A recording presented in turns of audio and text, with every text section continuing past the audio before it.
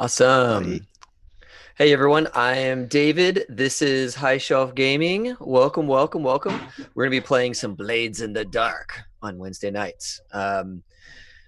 Mike, our good buddy Mike here, is running the game. Michael, thank you so much for running this and putting everything together.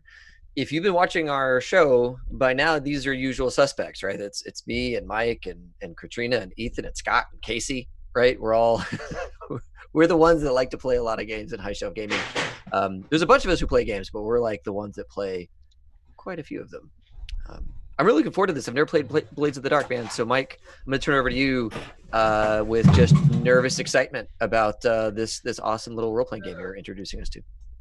Cool. Yes. So, Blades in the Dark. Pretty, pretty.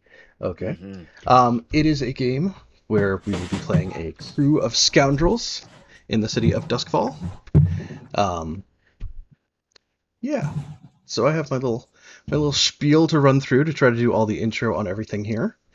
And sorry, trying to just things on the fly in the background. Cool. So yes, the basic gist is that we'll be playing criminals trying to earn enough money to get out of having to do criminal stuff or toil away in like a labor camp for the rest of your life, um, in a city where you can't really leave. And we'll get there in a second. The warning I will give to all of you is that tonight we will make the single hardest choice in the entire game. So keep it in mind that it's coming, and that is you have to pick a name for your crew. Mm. That is No. always the hardest part. Nobody ever comes up with an idea. It is always bad. I So think I think start this thinking now. table is going to have a lot of ideas, and I think that will be the hardest part because I already know two of the ideas, and I'm very curious what's going to shake out. Yes. So the idea in Blades is that about 1,000 years ago, this was like kind of your general fantasy RPG world. It was human centric, not so much unlike the dwarves and elves and stuff. Um, but you had wizards making pacts with devils. You had priests praying to their gods and having, things of their gods will take place on the planet. You had warriors going out and saving princesses from evil wizards and all that kind of stuff. Um, People going on doing all their fantasy quests until something went wrong, and there was a cataclysm. Um, so when the cataclysm happened, three big things happened. The first one is that the gates of death were shattered. So when anybody dies in the world ever since then, their ghost cannot leave. So ghosts are trapped in the world, and over time they become more and more feral and attack people to siphon living energy. The second thing, good times, um, the sun went out. So there is a spent ember that floats through the sky over the course of the day, that doesn't cast any light. It is always nighttime. Yeah. And third of all the seas turned into like black ink. Um, if you look deep into the seas, sometimes you can see strange constellations deep below the ocean there. And the sea gave rise to what are called the Leviathans. And they are these huge, whale-sized demon squid beasts, that are incredibly dangerous and best avoided. Okay, so that's up to 1,000 years ago. For us, it is, I believe, the year 867 since the apocalypse, or since AC, after Cataclysm. Um, and where this fantasy world got kind of crushed out, people have kind of carried on with developing technology and kind of advancing in kind of a normal world manner. So a couple of the things that have come out of that, one is that people discovered that you can steal the blood from the leviathans, and that you can refine it into what's called electroplasm oil, and that you can use that to power things. Right? You can use it to build generators, and then you have electricity. You can use it to power weird little sparkcraft arcane devices. Um, sort of steampunky things without the steam. Instead, they're powered by refined demon blood. So that's good. And just so I know, are the demons killed for their blood, or is it like we just borrow some and then send it on its merry way?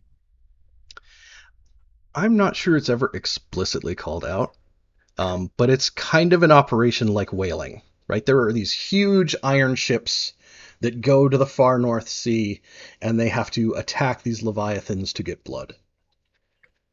Um, it's wildly dangerous, and people die in the process all the time.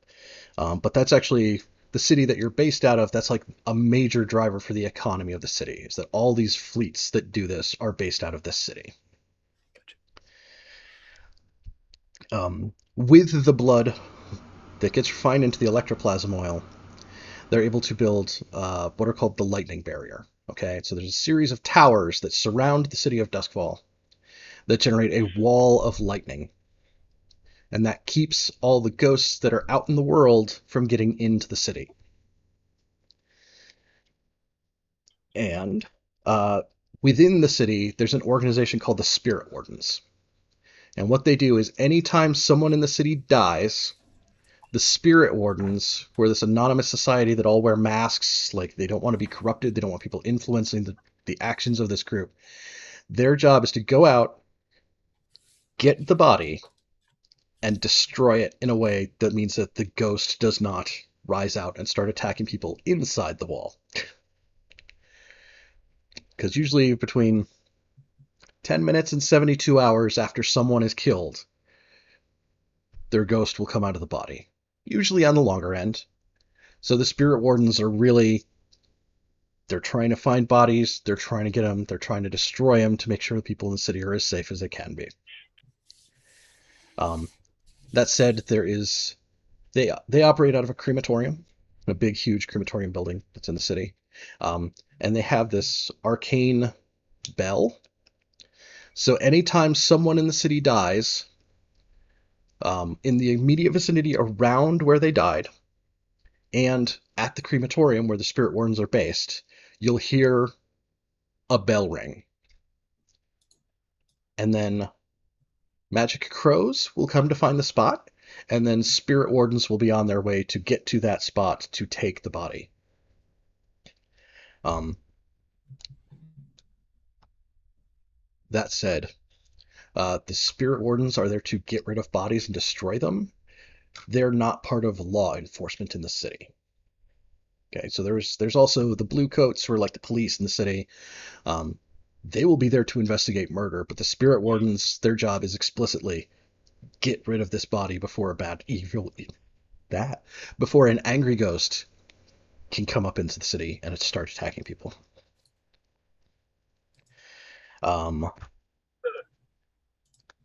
so for about 823 years, a nice round number, um, the entire all the lands that were left over since the cataclysm have been unified under the control of the immortal emperor. Um, so he's ruled for 800 something odd years here. Um, the setting is referred to as the Shattered Isles. There's 5 different used to be separate nations that are kind of all connected now. Um, there is a railway that you can travel between, but it's wildly expensive. So there's also one other nation called Tycheros, which is not part of the Imperium, but is out there. Um, so yes, so all the defense of all the cities in the Imperium have these lightning walls. To power the lightning walls, we need refined demon blood. Refining the demon blood is wildly toxic and like totally wrecks your environment. So they at one point the Imperium said all of the Leviathan blood refineries are being moved to one of the nations called Scotland.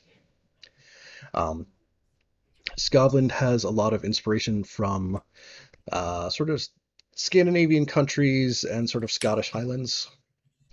Um, and the people of Scotland did not like this idea, obviously, so they fought to secede.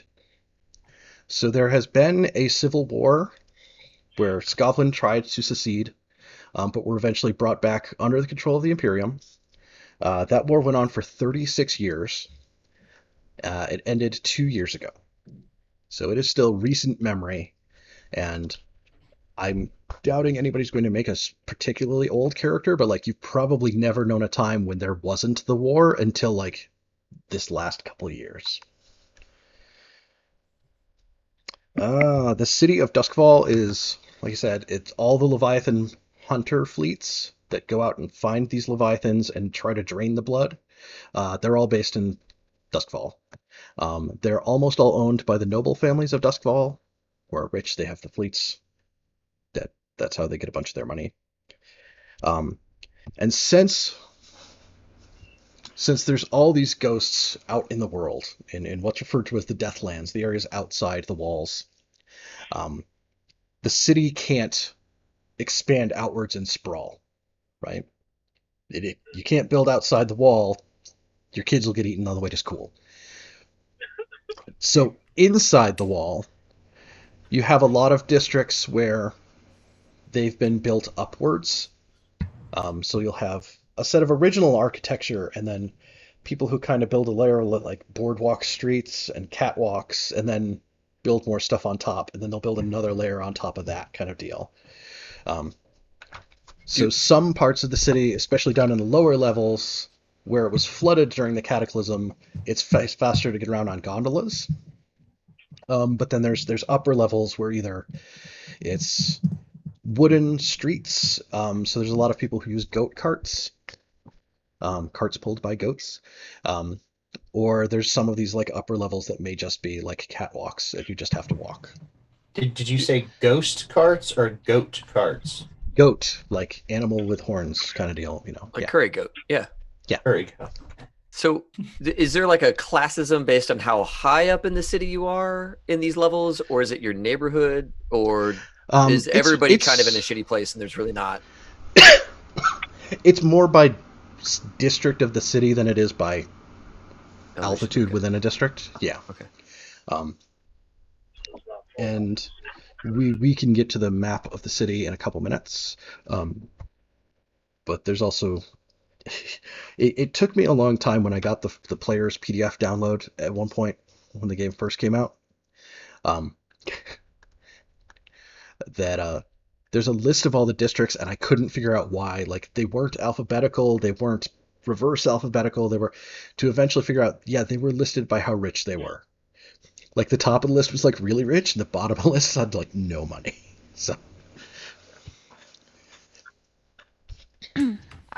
So yes.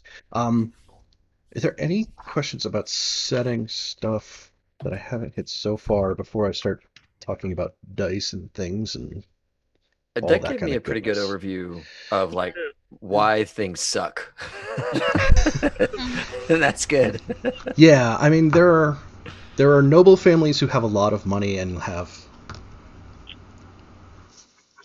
how cushy and like fancy it is compared to like the real world is kind of limited because they're still trying to make do and be comfortable in a world with no sunlight, and that causes ripple effects and everything else. Like, a lot of the food in the city is based off like mushrooms because you don't need sunlight to grow mushrooms. Is so it like cold? Is it like really cold? This is like kind of far north, but like it's not like, you know, I'm the just saying planet. there's no The planet, sun, so it's really yeah, cold. it's not like the planet has gone frozen or anything like that. And there But is Scott, still we're surrounded by lightning walls that have to give off some kind of heat, right? Also, magic. Yeah, I know. Okay, I know. I was just wondering, like, okay, it's a planet with no sun, so it must be really cold. It's not, but it's okay because magic. It's fine. Yeah, I get it. They explicitly say in the book, I think more than once, don't expect scientific realism here. Like, all right, fair enough. They're like, no, don't even worry about it. It's all right. Maybe we sit around eating mushroom oatmeal all day because it's nice and warm. Yeah, there's a lot of mushrooms, there's a lot of seaweed, there's a lot of eel. Like that kale. Yeah. Hot kale and get that kale. Mushroom meal. And then if you're super rich and you have the ability to afford it, Basically, all the crops are grown. They have these like alchemically infused plants that radiate light. Mm-hmm. That you can't eat those, you get real sick. Just everybody's warned up front. Uh, but they generate light, and Don't they eat a can light use. plant. Yeah, they can have a vine that generates light, and if they have that across the top, and then they plant like a tomato plants underneath, the tomato plants can grow from that light. So they just Yeah, grow but some because pretty you have to dank weed. feed everybody in the city, like most of the city is dedicated to like staple crops that can be distributed and like, rice and grains and kind of basic things. I was gonna say, why don't they just do the hydroponics? But I forgot this is steampunk. Not Yeah. today. There are So if I'm there are understanding this, rich we're living in people. a. Sorry, Go ahead. go ahead. No, No? it was Okay. gonna be a bad joke. It was gonna be a bad joke. Never mind. Yeah, so like the people who are really rich, they can have like, their own, greenhouse, except all the light's coming from inside the greenhouse. And it's like, yes, I have my single apple tree that I can have an apple like once a month, you know. So there's a little bit more variety for the people who have the means to afford it, but it's not as much variety as would be in real world food. No meat, y'all. No There's meat. meat. They do explicitly say in the book chickens do really well. Okay. There's a lot of Small. goats. That's great for chickens. Yeah, there's a lot of goats. And there are places that like they sell food specifically kind of like aimed at like the poor. And there's some things that like, we wouldn't put on the menu that in a world with no sunlight where you can't grow the grain to feed the pigs to make the bacon that they consider as options. So, but yeah, like goats are pretty common in the city, because they can serve multiple purposes. Like, yes, you can eat it. Yes, they can pull your carts. Yes, they can provide you stuff to use for your own home mushroom garden. Um, but you don't often see like horses unless somebody's really rich and they can afford the grain to feed the horse to, yeah. Gotcha. So, but yeah, there's a very significant divide between those super rich families from the nobles who like own the Leviathan hunter fleets and the Lord Governor who oversees the city and the people who are associated with the government versus us here on the channel, like what your crew is going to be in and trying to like claw your way out of through whatever criminal behavior we come up with. Yeah, so next on my list to try to explain to everybody is kind of how the dice in the game work. So the game is all d6s, and it's based on a dice pool mechanic. You'll get together your group of dice, you'll roll all the dice, and then you'll read the highest single die. So a 6 is a success in what you're trying to do. A 4 or a 5 is a partial success. So either you won't get everything you're after, or you'll get everything after, but there will be a consequence. It's a middle ground where there will be some degree of success and some degree of blowback for your action. And then a 1 to a 3 is a failure. So it will be entirely something reflecting back off your action in terms of changing what's going on. That's the I try to punch him and I miss, but he punches me back in the gut kind of response. It's uncommon for me to be rolling dice for a lot of the things like that. A lot of those things are managed in that the response to your action that you roll. If you roll more than 1 6, there is a critical success. So you get more than what you're after, you do better than before. There is no critical failure. So failing is as low as it goes. It doesn't get extra bad. The game also has the idea of what they call 0 dice. So if your dice pool should ever be 0 or negative dice, you'll roll 2d6 and you'll take the lowest value. So 2d6 with disadvantage if you're played D&D lately. And you cannot crit on 0 dice. So Fair. Makes sense. yeah, so that mechanic gets played out in a couple different ways. One is what's called an action roll, and that's when you're going to try to do something. You're going to try to track that guy to find out where his hideout is. You're going to try to arrange a sniper shot on somebody from across the street. You're going to try to convince somebody to give something to your gang. And there's a couple steps to that, and then they assign each of those steps to someone for who's in charge of saying what happens here. So you get to say what your goal for the action is. I want to follow him and find out where his hideout is. And then you'll get to describe which action rating, which are on your character sheet. We can walk through that in a second. Actually, I probably should have walked through that first. But it'll tell you, you'll have a number of dots that get filled in, and that'll tell you how many basic dice you get to do that. And then based on what you're trying to do and what action you're trying to use to do it, I'll tell you your position. And your position is either controlled, which is like you are in a much better position than whatever you're up against. Risky, which is things are about even. Or desperate, which is I'm trying to punch about out of my weight range, right? Like this is more difficult than it should be. One thing I'll tell everybody is you want desperate actions, because you earn XP when you do desperate actions that will let you increase those actions, so you'll have more dice in your pools later. After that, we figure out how many dice you've got. And then there's a couple ways for you to get extra dice to roll. And then we roll the dice and we determine what happens. Another roll that can happen is that the game has what's called a resistance roll, which is whenever there's something that I say happens to you, you're allowed to say, I resist. You fall off the side of the building and you land on the pavement and you break your leg. I resist. They know you're lying. They're going to start screaming at you and throw you out of here. I resist. It's always there's an option to start to counter things happening to your character. Again,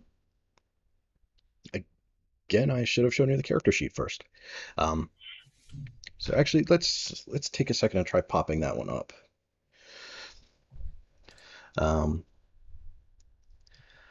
Everybody should have a character sheet that belongs to them in Roll20. And I know they're not populated left yet. But if you look on the right side, it's probably partly covered by a pop-up there.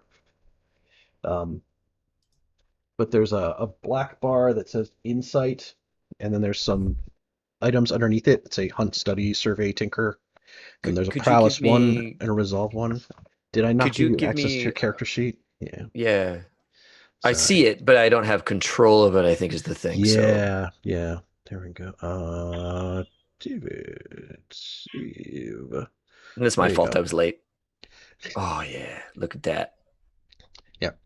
It's a beautiful character sheet. It really is. It looks so good. Are you... would it be okay to share this with the stream just so folks could kind of follow along? Is that doable? That is, yeah. If I edit this, can be controlled by yes. Yeah, let me 20. And if I sorry, this is gonna pop up for everybody here for a second. Still not over the colors. It's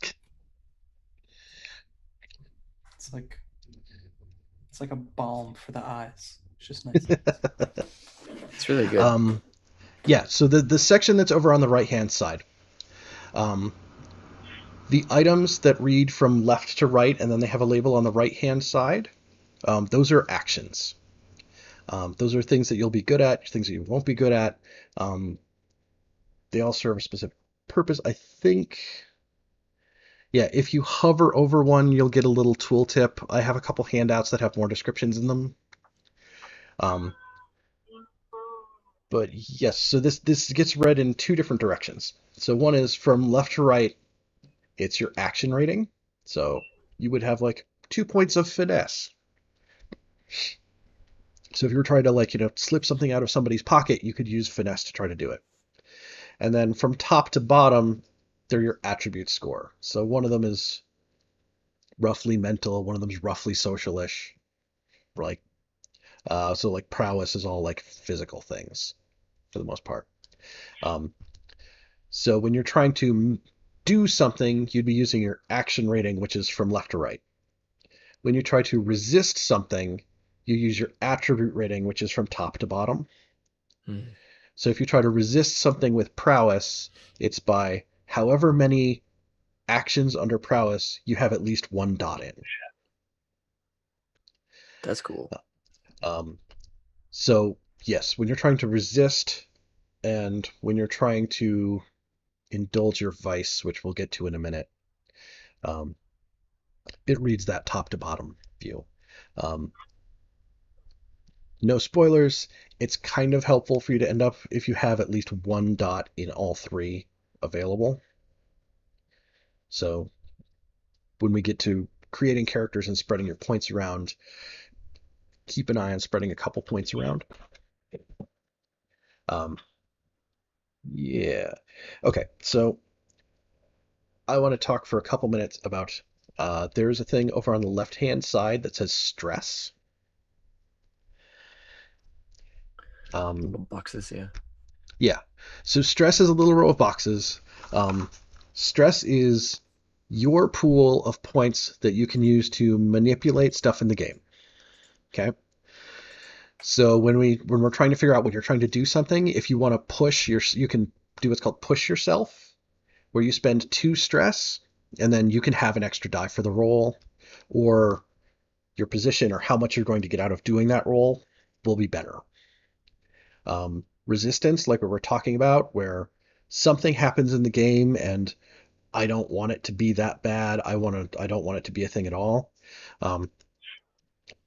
When you resist something, you'll roll one of those attributes, and then you'll take your highest die from that, and this is going to sound really complicated and crappy. Sorry, it is 6 minus the highest die from that in stress is your cost to resist something. So if you have 2 points of prowess and you fall off a balcony, you can say, I want to resist that. You would roll your 2 dice. If your highest die comes up a 4, then you take 2 stress instead of the consequence of the action. Yeah, you still fall off the balcony, but like you land in a bushel of something, there's a pile of hay down here, there's a cart, something like that, right? So resisting is trading consequence for burning stress. You can also spend 1 stress to help someone else and give them 1 die. And stress, as you spend it, if you fill the entire track, there's 4 things there marked trauma. If you totally stress out your track, you'll check one of the trauma boxes.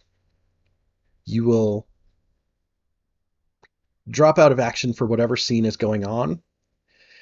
And then to the right of trauma, there's a list of things, say cold, haunted, obsessed, paranoid. They're all like, they're basically traumatic psychological outcomes. You will take one of those and clear your stress track. I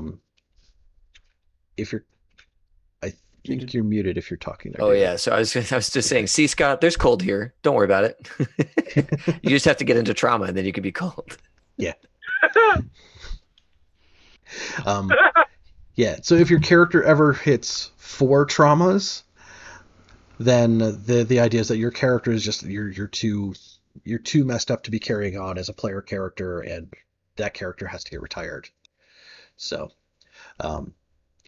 in between missions, you can recover your stress track by indulging your vice. Everybody will have a vice that's, I bet on the dog races, I drink too much, I go to the church, something. I feel obligated to help the orphanage. But doing those things will help you get your stress track back. So you're kind of in that balance between pushing yourself to do better and spending it, wanting to get it back, and not stressing out and taking trauma. Because too many traumas and ta-da.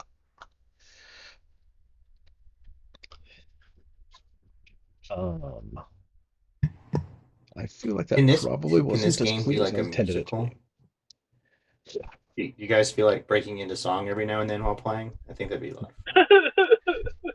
Nobody wants to hear me sing. I was about to say, if we want to lose all our audience in one fell swoop, we could start singing.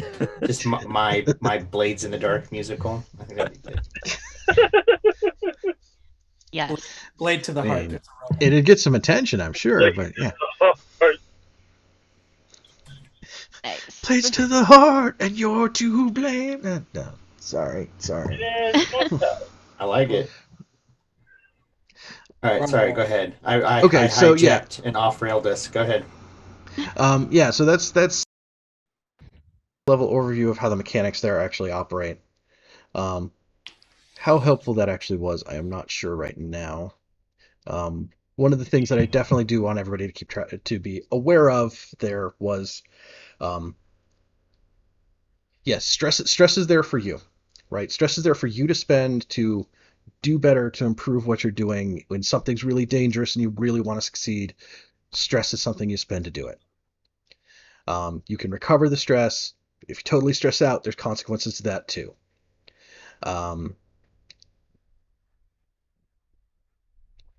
Right. Not having any dots in something just means that you'll use that 0 dice mechanic, where you roll 2 dice and you take the lower of the 2. But even if you're doing that, you can spend stress to get a die. And if you have 1 die, you have a 50% chance of success. So if you spend points to do that and somebody else spends a point to help you, you've got 2 dice, and then you've got a 75% chance of success. So even if you don't have actual points in something, doesn't mean that you shouldn't be trying it, right? There's still going to be a good chance that you'll be able to do it.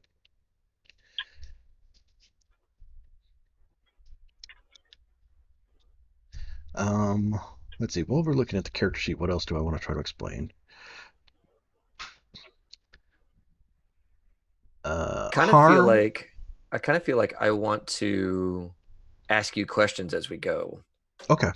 Because some of this I kind of get, right? Like some of these playbook items and that kind of thing. Yep. Okay. Understanding stress is the thing that we spend is critical, because I was wondering about that. Like, how do you do that? But yeah, stress is a significant part of the game as a whole. So it's like I definitely want everybody to be aware that that's, I have something here that can help me do what I'm trying to do. Isn't it also related to like flashbacks? Yeah. Yes. So not that we have to explain flashbacks right now, but it just the game is oriented around like heist type stories, but the rules explicitly say we do not spend time planning the heist. We just cut to the beginning of the heist. So you can buy flashback scenes as needed during the heist to have done a thing to help. Gotcha. Right? You're in the middle of a heist, and they have guards. Well, you can flash back to a couple days before and buying those guards drinks and paying them off in a bar. So now when you're here, back in the current moment, they'll open up the gate to let you through, right? Like you don't have to just try to talk to them. And now you knew they were going to be there, so you did something in advance to help. Depending on how complex those things get, sometimes they'll cost stress to do. Other times, if it's something like really simple, like, oh yeah, I bought rope, it's free. It's just there. But if it was a lot of rope, like a grotesque amount of rope, then maybe some stress, right? If it was I'm trying to buy more rope than should actually be in this city, which is going to be a lot of rope, because the whole Leviathan Hunter fleet is here, and boats, rope, plenty of it. Then yes, there would be All right. Some stress involved. Because Maybe I a will roll totally involved. crush a bad guy with some rope if I don't have any kind of limit on the number of rope I Yes. can have. We totally set up this very intense Rube Goldberg machine Yeah. of rope beforehand. That's a stress situation, I think. Right. Yeah, it's like, but I thought rope was free. It's like, yes. But the arrangement of the rope in this Rube Goldberg gonna kill the guy thing. Not I am free. all for it, yes. Yeah. All of the heists from now on are going to involve ridiculous amounts of rope just to do everything in them. You and y'all's rope. It's very going back- important. Yeah, it goes back to freaking Boondock Saints. Like Yeah. I've always been inspired. As soon as somebody says heist, as soon as somebody says that, I'm thinking, you know what? Boondock Saints had a great rope scene. We could use some rope. That's right. Okay. Yeah, so we can start taking a look at doing characters and start talking about the crew here. I think one of the things that I'll say up front is I'm gonna pick out a set portion of the city for you guys to be based in to start out here. And let me give you a little bit of backstory on that one. So you guys are gonna be based in a section of the city called Crow's Foot. If you see, I tried to ping it on the map there for everybody. Center down. Yeah. Yeah. Yeah, and Crow's Foot is like an intersection between a bunch of districts, and it kind of takes on some different aspects of all of them. The official description here is Crow's Foot is a crossroads merging many qualities of its neighboring districts: the illicit vices of Silkshore, the labor and trade of the docks, the poverty of Char Hollow, and the classic architecture of Charter Hall. The district is a patchwork, both held together and threatened to be torn apart by the menagerie of competing street gangs and blue coat squads which claim every avenue and corner as territory in an endless turf war. Nice. So you'll be based in with this the Bloods and district. the Crips. Yeah. And actually I have... Versus the LAPD, right? It's like all three Yeah, it's like, taking over various street corners throughout the day. Versus like 10 other gangs that like Right. even have names. Like Bloods, Yes. Crips, Sinister Team. Yeah, so there are 3 crews in this part of the city that are going to be like the main thing to keep track of for right now. Oh, cool. Crow's Foot, everything in Crow's Foot falls under a crew called the Crows, right? The Crows own all of Crow's Foot. Everybody else there pays up to the Crows to operate Crow's Foot. There is a group in the their building is outlined in red there. They're called the Red Sashes. They are an Eruvian gang, which is sort of Persianish, Armenian, kind of that kind of area over in like the Middle East. Inspired. Eruvia is another nation. It's like way to the south. But they're like a martial arts school and a school of swordsmanship is their public face. But they run a bunch of vice dens. And then there's another group called the Lamp Blacks, who way back when the city used to use coal lamps, they used to be the Lamplighters Guild. When the city transitioned to using electrical lamps powered by electroplasm oil, they all went out of war. They all lost their jobs, and they became this criminal organization that's been going on for decades at this point, because they've been...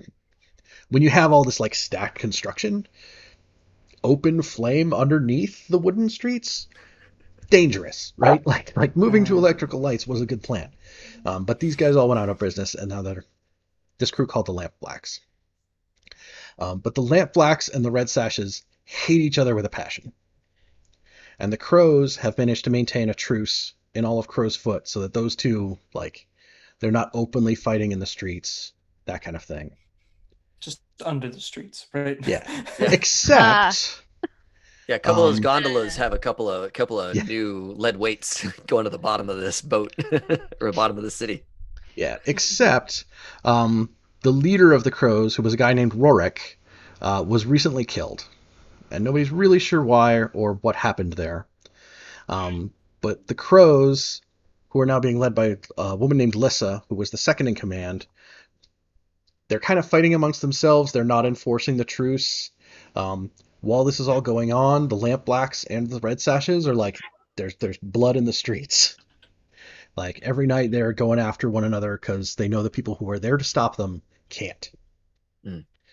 So you guys are going to live in this district. So Yay, us. yeah, it's gonna be good. It's gonna be fun. All gonna work out for the best, I'm sure. So yeah, let's talk characters and crew then. Crew, we haven't really talked about a whole lot. Characters, I know a couple people have some ideas on playbooks that they were interested in. I know Ethan, you were skewing towards the spider. Casey, I think you were looking at the hound, kind of the hunter tracker kind of guy. Yeah.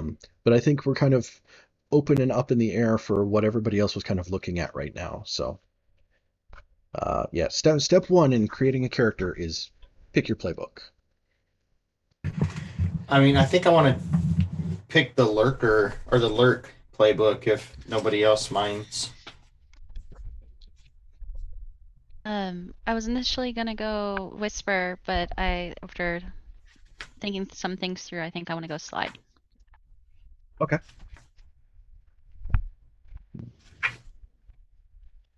David. Yeah, I still haven't got a real preference. They all seem really cool. They all seem like they have a lot of good stuff in them. So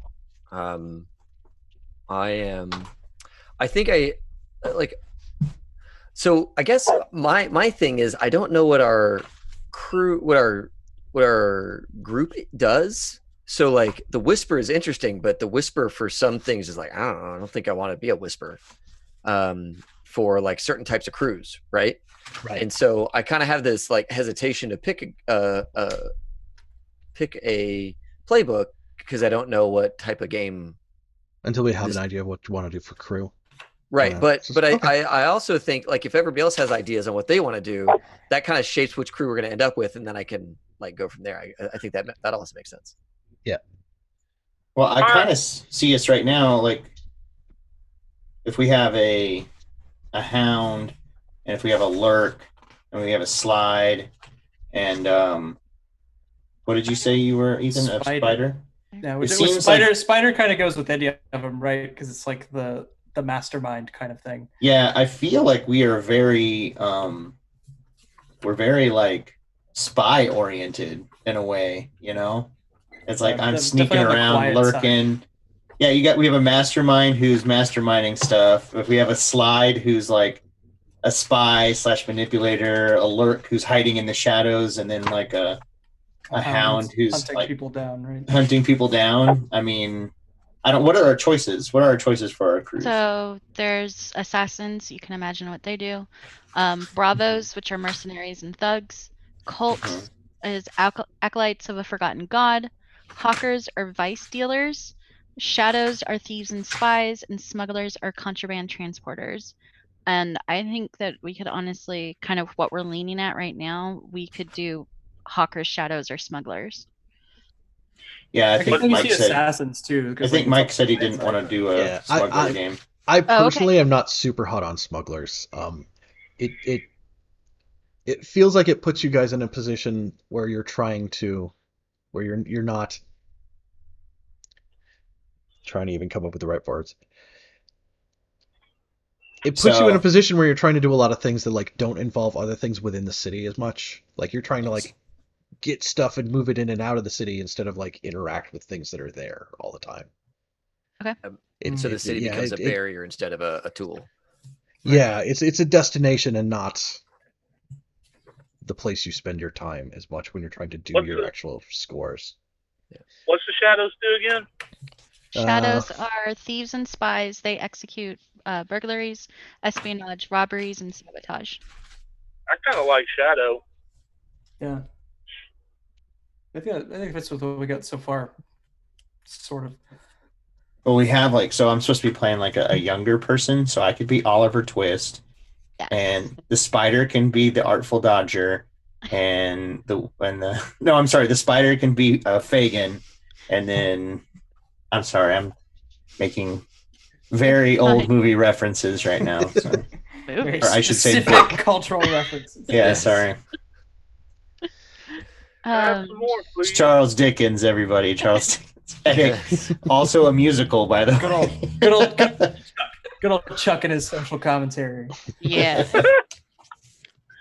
I personally don't really want to play assassins. If that's like the group wants to go that way, I will, but I don't really want to. Yeah, it does seem kind of like. I'm down for it gives you like one thing to do, right? It's it's less variety. I'm kind of down for either cult or shadows. I will say cult has a really big human sacrifice mechanic that I'm just like, it's kind of icky. I'm out on the occult personally. The occult is fine, but the cult very fine. Human sacrificing, which like is the occult you will find in the game anyway. Yeah, being a cult, like no. Right. Yeah. Can we do could we be a cult that doesn't sacrifice humans, or is it like there's only the one? So I think a lot of their stuff is kind of oriented around that. Yeah. I don't know. Maybe guys, I'm sorry to say this, but I'd rather not be in a cult that doesn't sacrifice people. So I would just. That's the deal breaker. If we're not going to sacrifice somebody, then I don't want to be in that cult. If people have to die anyway, does that mean we should be a cult or assassins? That's it's very complicated. I like overlap. I like to kill people. Assassins, where each assassination is a sacrifice. Oh yeah, see. Yeah, I'd much rather kill people for a divine purpose than for just money. Come on, guys. You end up in a very Game of Thrones, the many-faced god place there. Yeah. But it sounds like we're leaning towards shadows. Yes. Yeah, I Shadows think gives us the most variety of things we can do, right? Because you got sabotage, espionage, like you got like all these different things that go into being thieves and spies. Where some of them I feel like are very specific, and I personally would prefer the variety. Yep. Yeah. Well, and that's any crew can always do any kind of score, but because crews and characters, one of their XP triggers is always tied to what you're supposed to do. Right? As the spider, one of your XP triggers is like doing spider-oriented things. And as the crew, if one of your triggers is like, making a web. Having all your babies all over your body, like some sort of nightmare fuel. No, I put making silken down pods for bugs and spiders. Yeah, I'm so sorry. I have to change my whole playbook now because there's no spider. Yes. It would be interesting because stream we did a player survey. It'd be very interesting if one of us had put down like crime. It's like I don't want to play in a game where we have to do crime. And it's like, well, sweet summer child, we are playing a game of criminals. Like, I'm just going to take this book and just toss it then. Yeah. Well, keep the dice mechanic, throw everything out. Everything else. Yeah. All right, guys, welcome to session 0 of Mouse Guard. That's Mouse Guard with Flux. Yeah. I'd like to have tea with my nan. Okay. All right, you're going to do that using Hunt, so roll. Hunt her down. She's escaped the nursing home again. Yes. All right. So shadows. Yes, shadows. Shadows sounds like it's the thing. All right. I will be right back. All right. So shadows, what we're going for. All right. So since we're gonna go shadows, and we've already got a hound, a lurk, and a slide, and a spider, right? Mm-hmm. So we have a cutter. Yeah, the 3 that are still up for grabs right now are Cutter, Leech, and Whisper. That being said, I don't think there's any rule about having multiples of the same type, is there? Officially, no. Sometimes, since the scores kind of get made up on the fly, it can be a little difficult to give everybody something to do when there's multiple people who are trying to do the same thing for their XP. I want to lurk in the shadows. No, I want to lurk in the shadows. Yeah. No, I want to lurk. There's only one shadow. You can't There's all be only in one. it. Yeah. One shadow. David, whole city, constantly dark, one shadow. Yeah. It's the just lightning. really it's big the walls of lightning just illuminate everything with stark, bright light.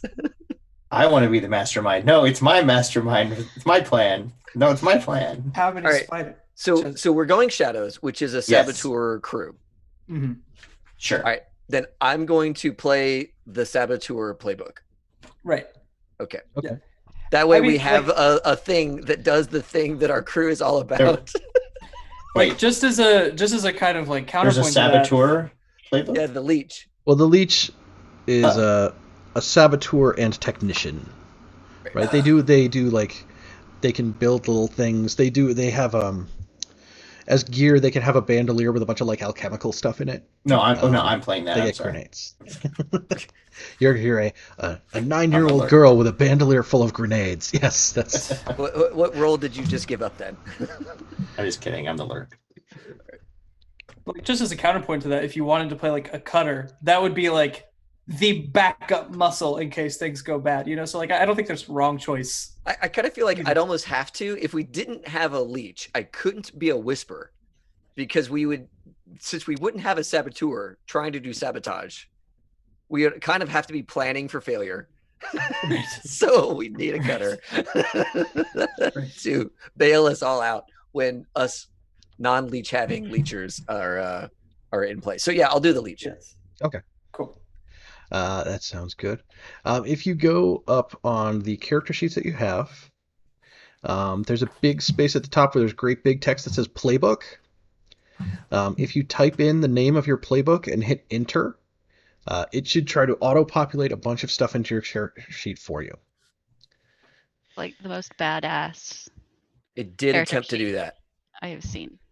Did it succeed? I don't know. Well, I'm looking at This your is the first character time I've sheet ever now. played it. Yeah, But I'm it looking at succeeded. your looks- sheet now, David, and there's a whole bunch of stuff in there. Like you've got.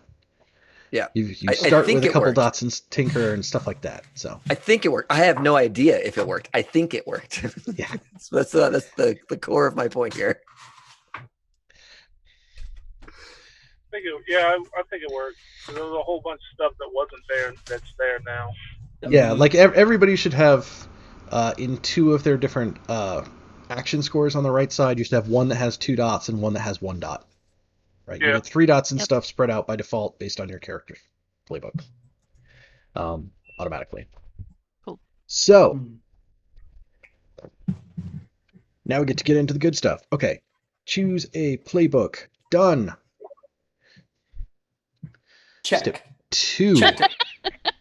Got that dopamine going. We checked something off our All to-do. sorted. Is there Yes. a clock? Do we have because this game is all about clocks? Is there a clock for character creation like we've just done one of the pie wedges? Oh, Holy there sacred are progress clock. there are 8 steps in character creation. I can put an 8-step clock into the game for it. Yes. I mean, you have to now. Oh yeah, I'm required now. Yeah. The sacred progress clock. Oh, I see it. Yeah, she's, If you guys have ever been on the subreddit for this game, almost every post, how should I handle this? The first comment, progress clock. Right. Like, it doesn't matter what it is. I'm pretty sure the person doesn't even read the title. I think they just type that and with blind. There's just a bot. It just rolls through. Yeah, And just progress clock. Which, like, useful tool. So like I understand that's kind of like one of the core GM conceits is your progress clocks, but like, maybe not always progress clock. Okay, so yes, we have a make characters progress clock now. Yeah. Step 1. Is that built into the Roll20 that you can like just generate those? You can make tokens that have multiple images in them, so you can Okay. switch between them. So it's just a stack of Cool. couple sets of images to flop through. Okay. Wow. Step 2 is to choose a heritage. So I have given everybody here, this is a map of all of the Shattered Isles. You can see Tykeros is way off to the north, off separate. But so the options for your heritage are not on the sheet that I had in front of me. Where did that one go? Other sheet, where are you? Okay. So Akaros, which is the largest landmass on the right side there. Duskvol is actually the northernmost point there. Akaros is a land of dark petrified forests and rocky hills. The rich coastal cities get their wealth from leviathan hunting and from mining colonies deep inland. The Akarosi are sometimes called Imperials because the Imperium began there. It says they're generally fair-skinned and dark-haired. Akaros is kind of amalgam Europe, right? Like different regions are going to be different kinds of things, kind of in that vein. Duskvol itself, the city, is described as being kind of a mix of Victorian London, Venice with all the gondolas and like all the canals because a lot of the city is flooded, and Prague for architecture. That's nice. The architecture in Prague is choice. If you guys aren't familiar, I've seen pictures. It's really. It's one of the places I want to visit if I ever go to Europe. Super cheap. Yeah, insanely cheap. Nice. Not getting there, but like once you're there, like I'm a into full that. meal is like $4 I'm into in that. US dollars. Nice. Like, it's insane. Okay, next over here. Any like general cultural notes? Like, so Arcros is the seat of the empire. Is there like everybody has pets or something, or anything like? Not so much for Akaros. It's pretty. I got you on that one. They might have a favorite goat. Yeah, right. See, everybody has a goat, so there's like a big like goat culture. Wow. And there's goats, and they have to start goat racing, and then they have the goat Shada 500. Yeah. The goat shot at 500. This is all going sideways already. Oh, so many callbacks. Thank you. It Yes. is a sports game. I knew it. I knew it this whole time. All right. Next up, across the way over here, there is the nation of Severos, a land of windswept plains covered in dark scrub and thorny growths. Outside the imperial cities on the coast, some native Severosi still live in free tribes, scavenging the Deathlands on their ghost-hunting horses. Generally dark-skinned and dark-haired. Severos takes a certain amount of inspiration from Africa, portions of Africa, I think. At the southernmost part of the map, there is Eruvia. Eruvia is a land of black deserts and obsidian mountains. Just didn't have a comma there. Okay. And raging volcanoes. Some say that positions of power are openly held by demons in Eruvia. The people are generally dark-skinned and dark-haired.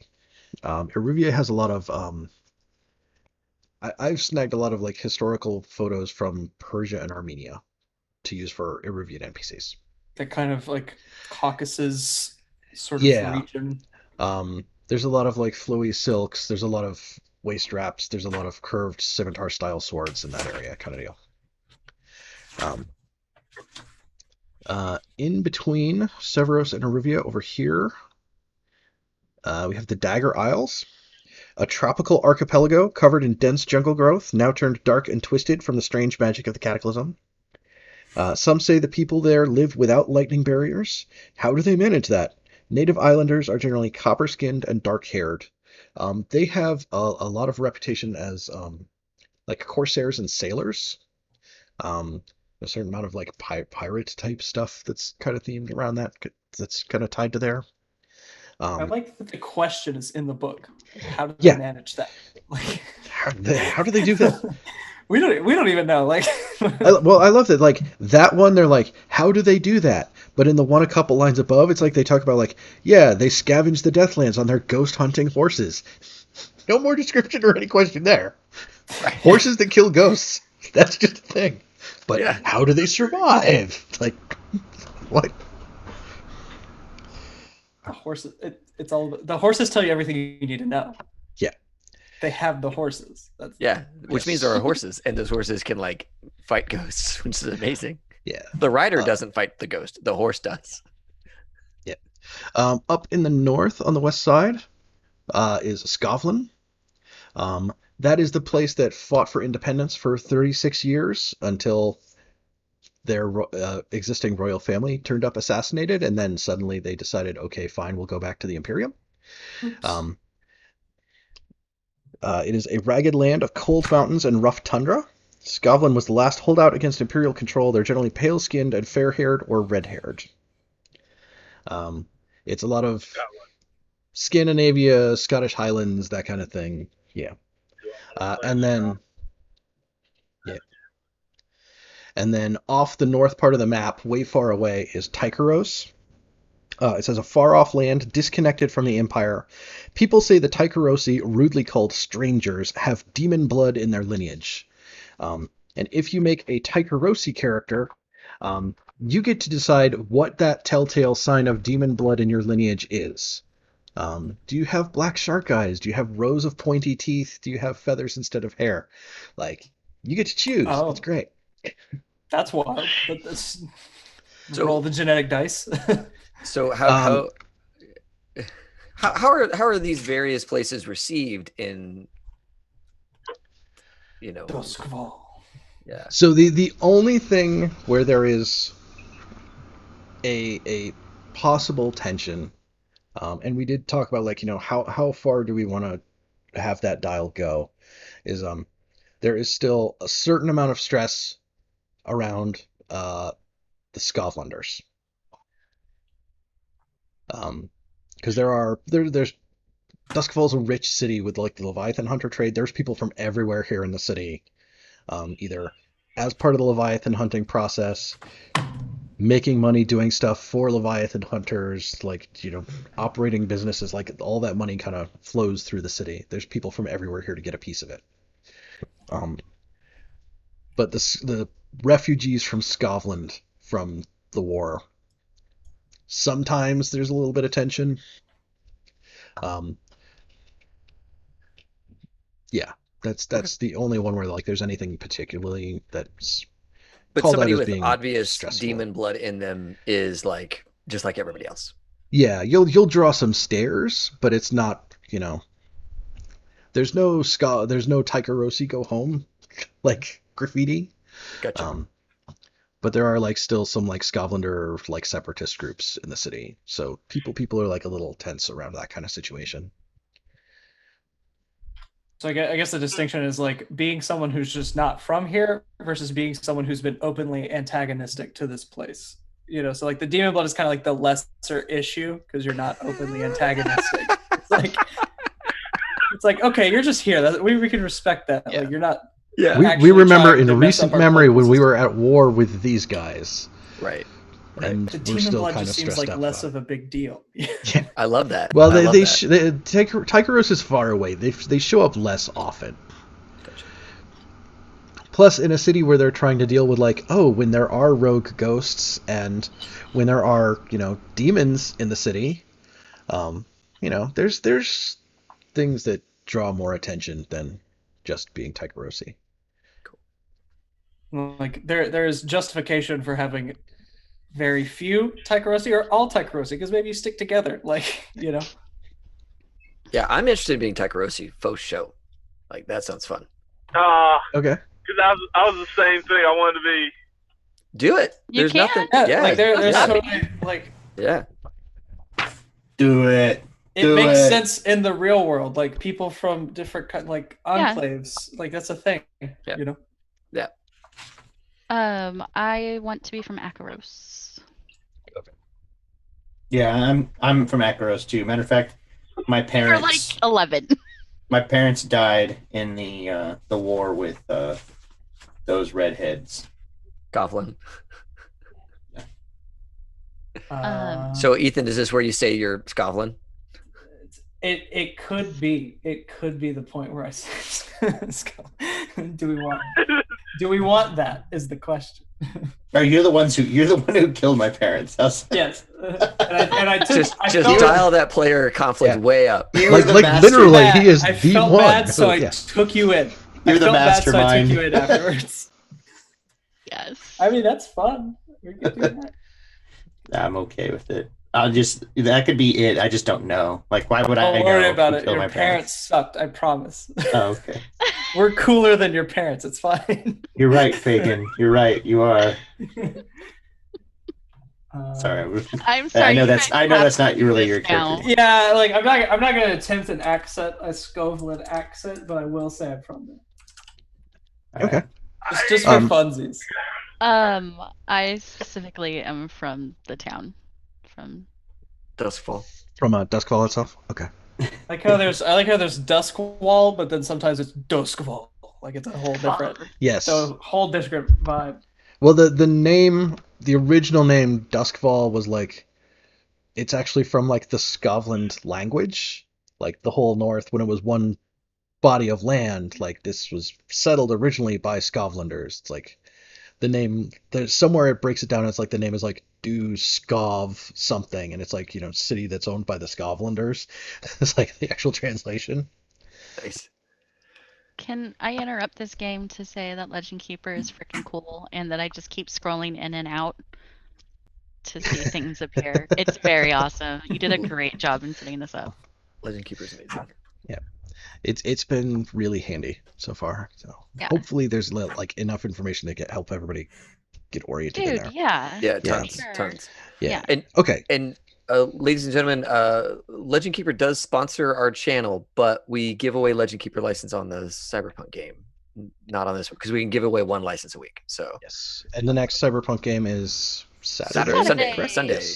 No, it's Saturday. Is it Saturday? Okay. Somebody said Sunday and they confused the crap out of me. So yes, I believe you too. Here, let the rest of us tell you your schedule. Yeah, Saturday. Cool. Yes. Okay, so now that everybody knows what your heritage background is, you can fill that in on the character sheet, and then they like to have you fill in like another detail. So like Skovlander, and then like the reason you're in Duskvol is because you were a refugee after the war, you were something like that. You're that kind of deal. Just so there's a little bit more to it than just. Is that in the background thing, or is it that's part of heritage? Yeah. Okay. I'm trying to see where there's examples in here. So, for example, you might choose Skovland heritage and then write factory workers from Lockport, now refugees. Or you might choose Eruvian heritage and write exiled nobility. Each heritage is described.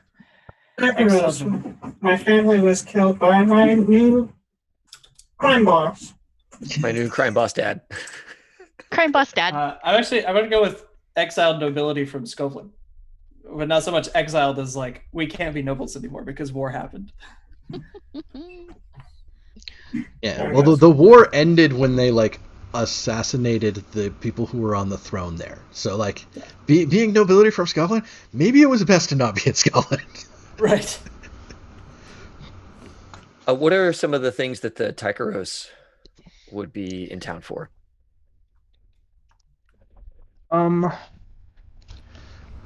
Like what is their business? What is their trade? What do they do?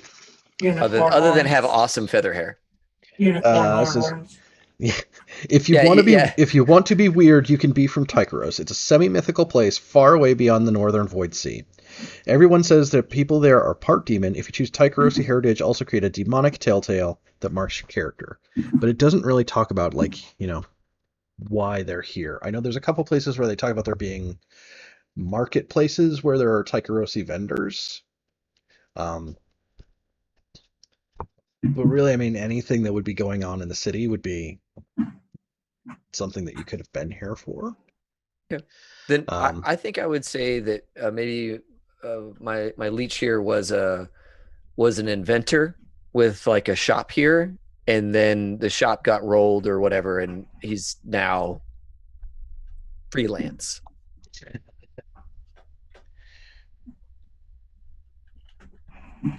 I'm gonna change my exiled nobility to disgraced nobility. I like the connotation behind it. Yes. Mike, can you look at my character sheet? Yes. Tell me what you think of those things. I spell dangerous. Dangerous. Ha! Language man, I spelt a word. Spelling out loud is hard. I'm proud of you. Thank you. Oh, that's like me and Kylan both are like, I need to spell a word out loud, and it's like there's a challenge in saying it, and then a challenge in understanding what is being said. I'm not good at either of those things. I'm like, what are you saying to me? So many letters coming by so fast. What is spelling?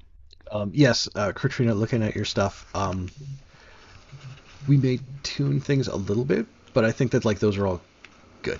Those are all in bounds. I'm good. Secrets.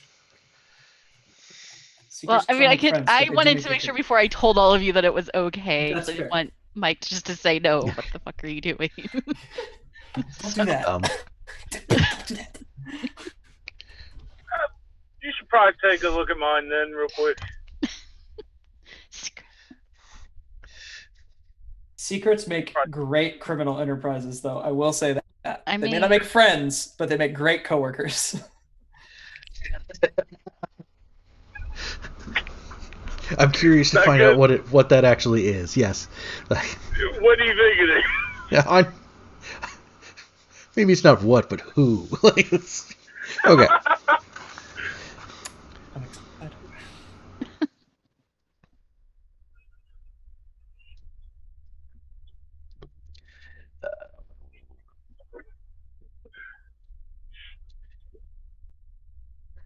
So Scott, did you have an idea for your character?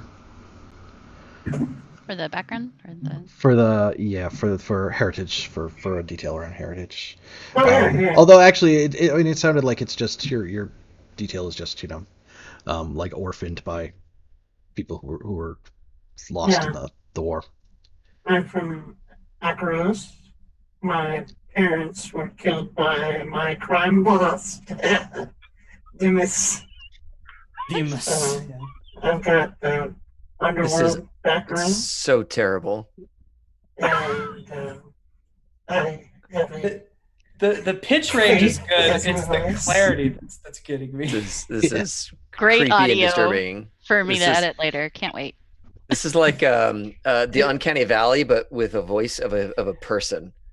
I It's will like, say that's it not a real matches the thing. character image perfectly. That's just how terrifying I would imagine. Y'all watching at Sorry. home, you have no idea what Scott has put in our Discord for pictures of their character. It's so scary. It's creepy. those are real live people. They're not And then alive they were anymore. okay, Alive. They were scary. They're ghosts now. Those are the people that turn into ghosts in scary movies. To use their blood. I'm sorry. This little girl looks like she's gonna try to push me down the stairs with her mind. I went with the younger looking one, the one that looked. Scott, you Well, can't like do this. this, man. Yeah, I can't hear you at all. Dude. Sorry. All right, there you go.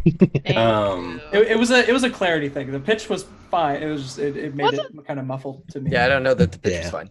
I think it might have been fine for you, Ethan. Well, it was okay for me. I was rolling with it. I'm good. fine. Okay. All right. Oh. So we Anyway. need to fill in another step on our clock for finishing characters. Yes. Next Yay. step is I picked Faith as my vice. we'll get there. because- We'll get. Don't have to get ahead Oh, of we're yourself. not there yet. yet. Okay, Yeah, my no, bad. we're getting My there. bad. Ahead of the game. I just thought we were. Okay, sorry. Advance the wheel. Yes. Yes. All right. Next step is we choose a background. Let me tell you. I chose Underworld. Your background describes what your character did before they joined the crew.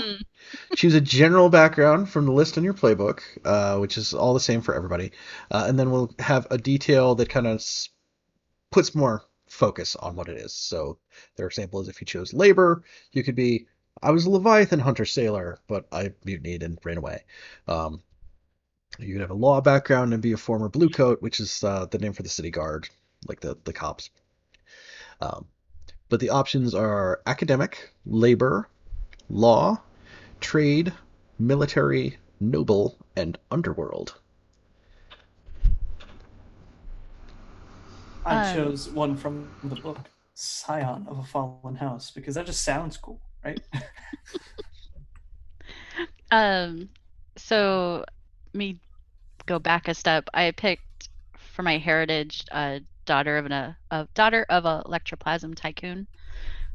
So for my background, I picked noble, and has a trust fund, or also has spent all her money. There's a good chance you've burned through that money if now your job is, working in a crew of shadows. Right. Trying to, We'll talk about my vice when it comes up. Yeah. Oh, maybe she's like down with the slums as like a personal yes, like crusade thing. She thinks this is fun. Like she's vacationing. Not even that she's like in on about our plight. She's just like, oh, these people are more fun than the upper class. Just here to hang out and be a tourist. Okay. Yeah. Just here to hang out and maybe kill some folks. It's all good. Typical Tuesday. Just a typical Tuesday. Dad doesn't like it when I hunt the most dangerous game on our family estate. Gotta do that in the streets. Dangerous game. Oh, we are full of callbacks tonight. This is going to go great. Horror movie. Okay. David, did you find one? Character. A trade? Or a background? Yeah. Yeah. Sorry. Yeah. Background. I was thinking trade because of the failed inventor idea, but okay. Maybe I had maybe I have a contact back in my home country where I was getting materials from, but because my shop is gone, it's a burned contact at this point, kind of thing. Something along those lines. Okay. I did Underworld for obvious reasons. What are those obvious reasons? I said with my heritage. For my heritage, I put hunting the most dangerous prey. Okay. Wow. So we were on point. Yes. So your background is Underworld, and the detail is dropped off by the Predator ship. Well, in this world, the most dangerous game is probably like demons, right? They got to be a little bit more dangerous than like regular folk. Significantly so, yes. Yeah, like at least a little bit, like a lot of it. I guess so. I think you ruined his dreams. Either way. No, I like the intentional ambiguity of the most dangerous prey. It's like it could mean anything. Matter of perspective. It could be anyone. Anything at any time. If you tell that to somebody, they're like, "Oh, so you hunted leviathans?" And you're like, "Sure, yeah." That's what I mean. That's yes, exactly absolutely. It. Okay. You're not very well read, are you?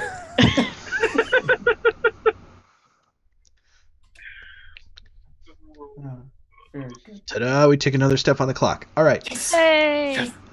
Our next. It's It's only worse. It's only worse when we can see you talking and hear that voice, and they just don't connect at all. The cognitive dissonance. Yes. It's like a sine and a cosine wave, just like ah. Yes. I don't know what y'all are talking about. Just one more step. Helium. So it's like watching somebody huge, some huge muscle bodybuilder. There's a part of me that wants to revolt from this. I just don't want to have to do a voice like the whole time. We just know you're a kid. All right. That's fine. You're good. Say things like, "Give me fruit gummy," and we'll get it. Yeah. I want chocolate, and we're like, okay, got it. Yeah, sure. Small chop, cool. Yeah. Give me fruit gummy. Oh God. Now we're going chipmunks. to murder you. All right. I'm done. This is all staying in the podcast. Absolutely.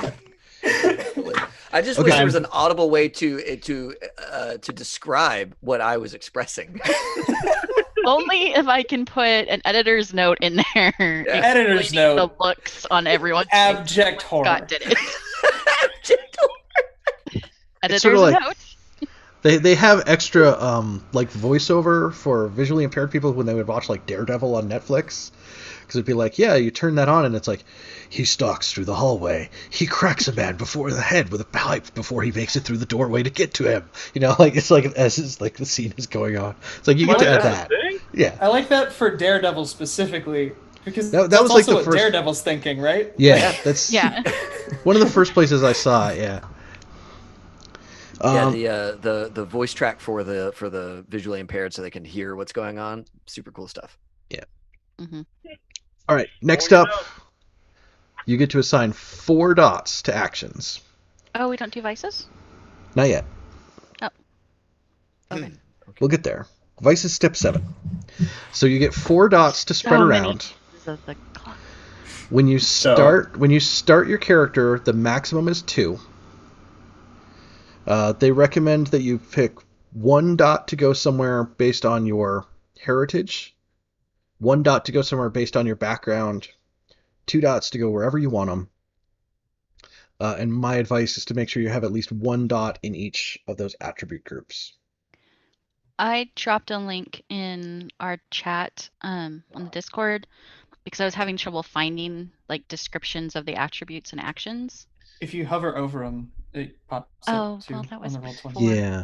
I have a handout in here also too. You're welcome. Never mind. So there's a handout in here also. Spot has the book. So you may need to, if you mouse over the images in the handouts and Roll20, it'll open them for you like full screen. Dax, Oh. we're being raided. Hi, Wormwood. Hey, Hello, Oh, Wormwood wow. fans. Thank you for the Wow. raid, Very Wormwood. cool. Holy smokes, guys! Welcome. Welcome, Wormraid. Worm raid. I love this. So many wonderful you, things. guys. Yeah, you guys are incredible. This is High Shelf Gaming. We're a small show. We do a podcast every week about gaming and conventions and all that kinds of good stuff. We're playing Cyberpunk on the weekends and Blades in the Dark every Wednesday. This is Session 0. We're making characters and learning the game all at once. Mike is running it for us, so thanks a ton, Mike. Buy Wormwood products, and I actually do have a Wormwood product somewhere in one of the shelves behind me. Right here. Hey! I- Came from the Kickstarter right here. Right here. Bam, bam, bam.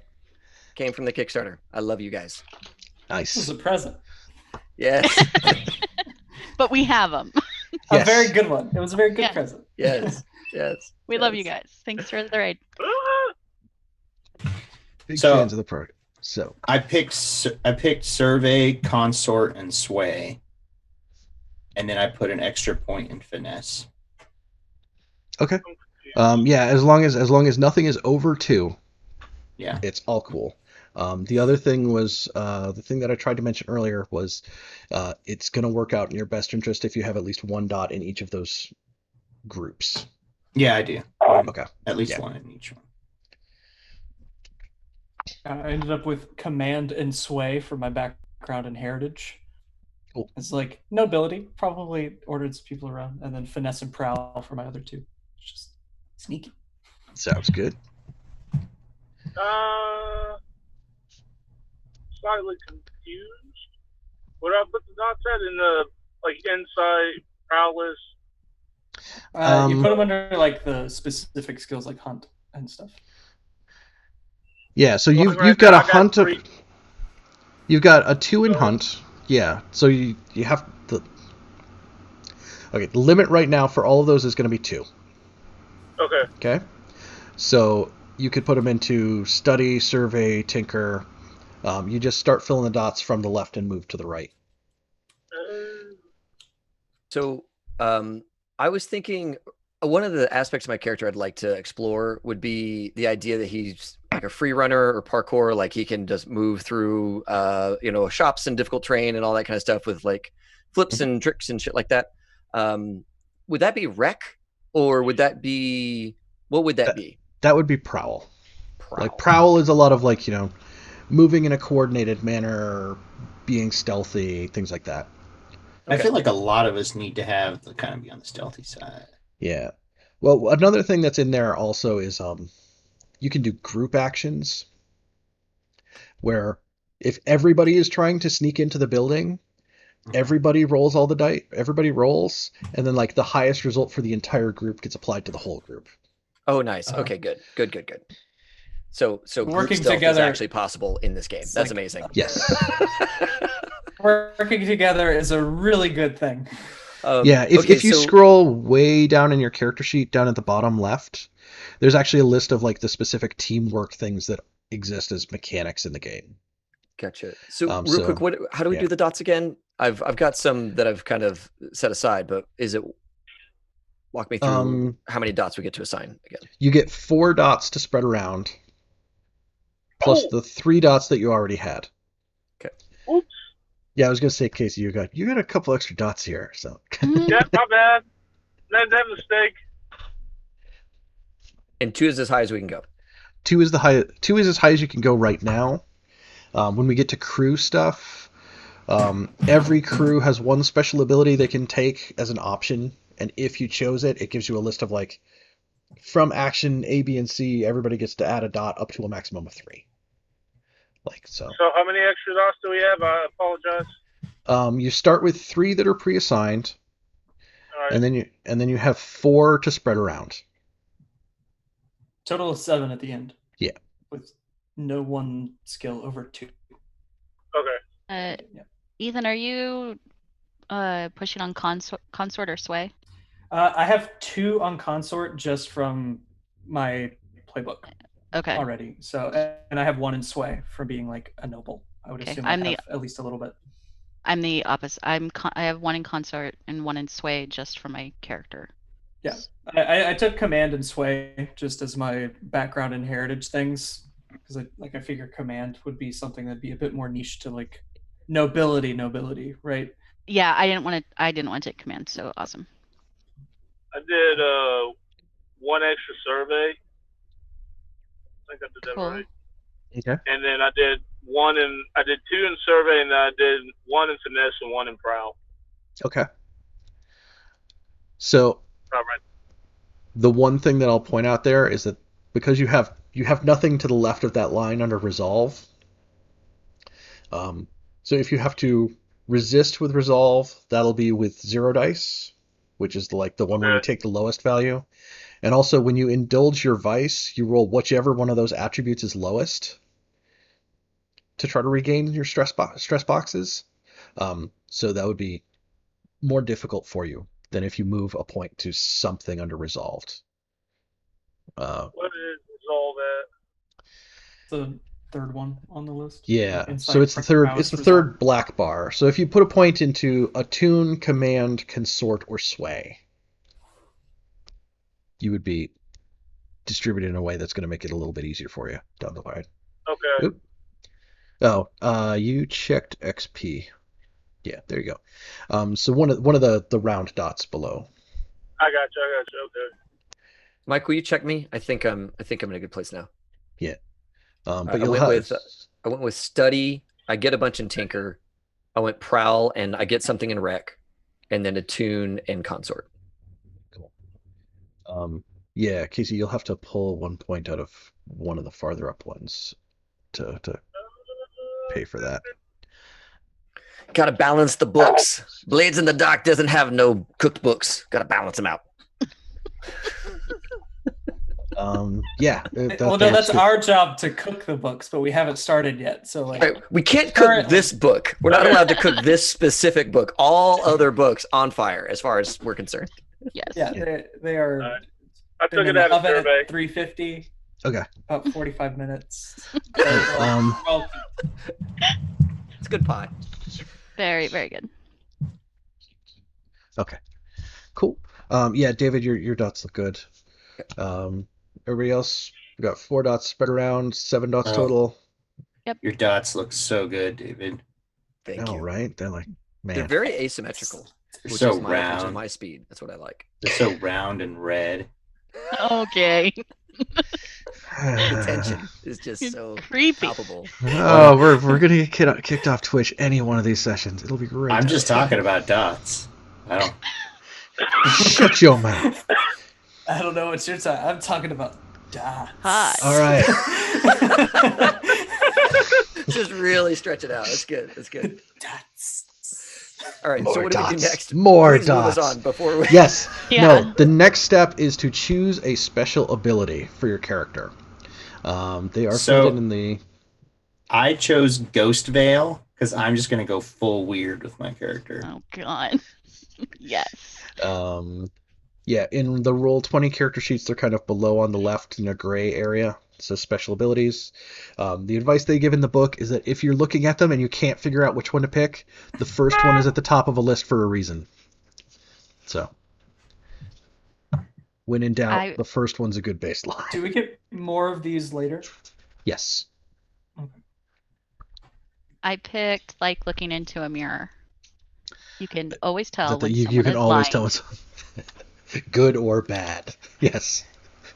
See, I know that foresight is like the one, right? Because it's like the first one where I can help people without paying stress. But ghost contract is so cool. It just sounds cool. Just naming it. Like no, when you shake on a deal, you and your partner, human or otherwise, both bear a mark of your oath. If either breaks the contract, they take level 3 harm. Cursed. Damn. It's awesome. Like that's incredible. Yeah. But also it hits you. Yeah. I mean, well, I just be honest. That's it. Yeah. What kind of mastermind is honest? What if the contract is to accomplish something, and then you don't accomplish the thing? Well, that's good you incentive, have to isn't be it? very careful when you shake somebody's hand. That's what it is. Yeah, I'm had my fingers crossed behind my back the whole time. I go up to you and I shake your hand and go, promise me you didn't kill my parents. No. So yeah, I'm really torn on what special ability to get to, because like alchemist is pretty freaking solid, but like saboteur and artificer, they all seem pretty cool. Sounds like what kind of flavor you want for your... Yeah, are we gonna have access to much Sparkcraft stuff? I haven't set out any specific deals yet because I didn't know who was going to play which playbook, right? So like now that I know, it's like, yeah, there's going to be somebody who is a leech. If you want Sparkcraft stuff, I know to put Sparkcraft stuff in the game. So okay. I did pick Ghost Contract, by the way, because you take Ghost. Oh, you have to. I can't resist. I can't. It's just how I gotta roll. I'll even work it into the backstory. Oh, thank you, John. Oh, nice. John. Thanks for John. Thanks for the sub. I'm bad. I wasn't already subbed, but that's cool. I want to do Survivor. I'm a survivor. Or do I want to do Sharpshooter? I am a sharpshooter. I am a sharpshooter. All right, good. I'm an artificer now. Our musical is coming together. Yes. Slowly but surely. I'm a survivor. Yeah. But now that I'm subbed, I can be part of the HSG coin economy. That's right. Exactly. You have to sub in order to be a part of the coin economy. And that also gets you access to one of our Discord channels where you get to help us decide strategies for the Cyberpunk game. Nice. Oh, it does? Yeah. That gets you access to Longhouse, which is where you guys all make your big important decisions.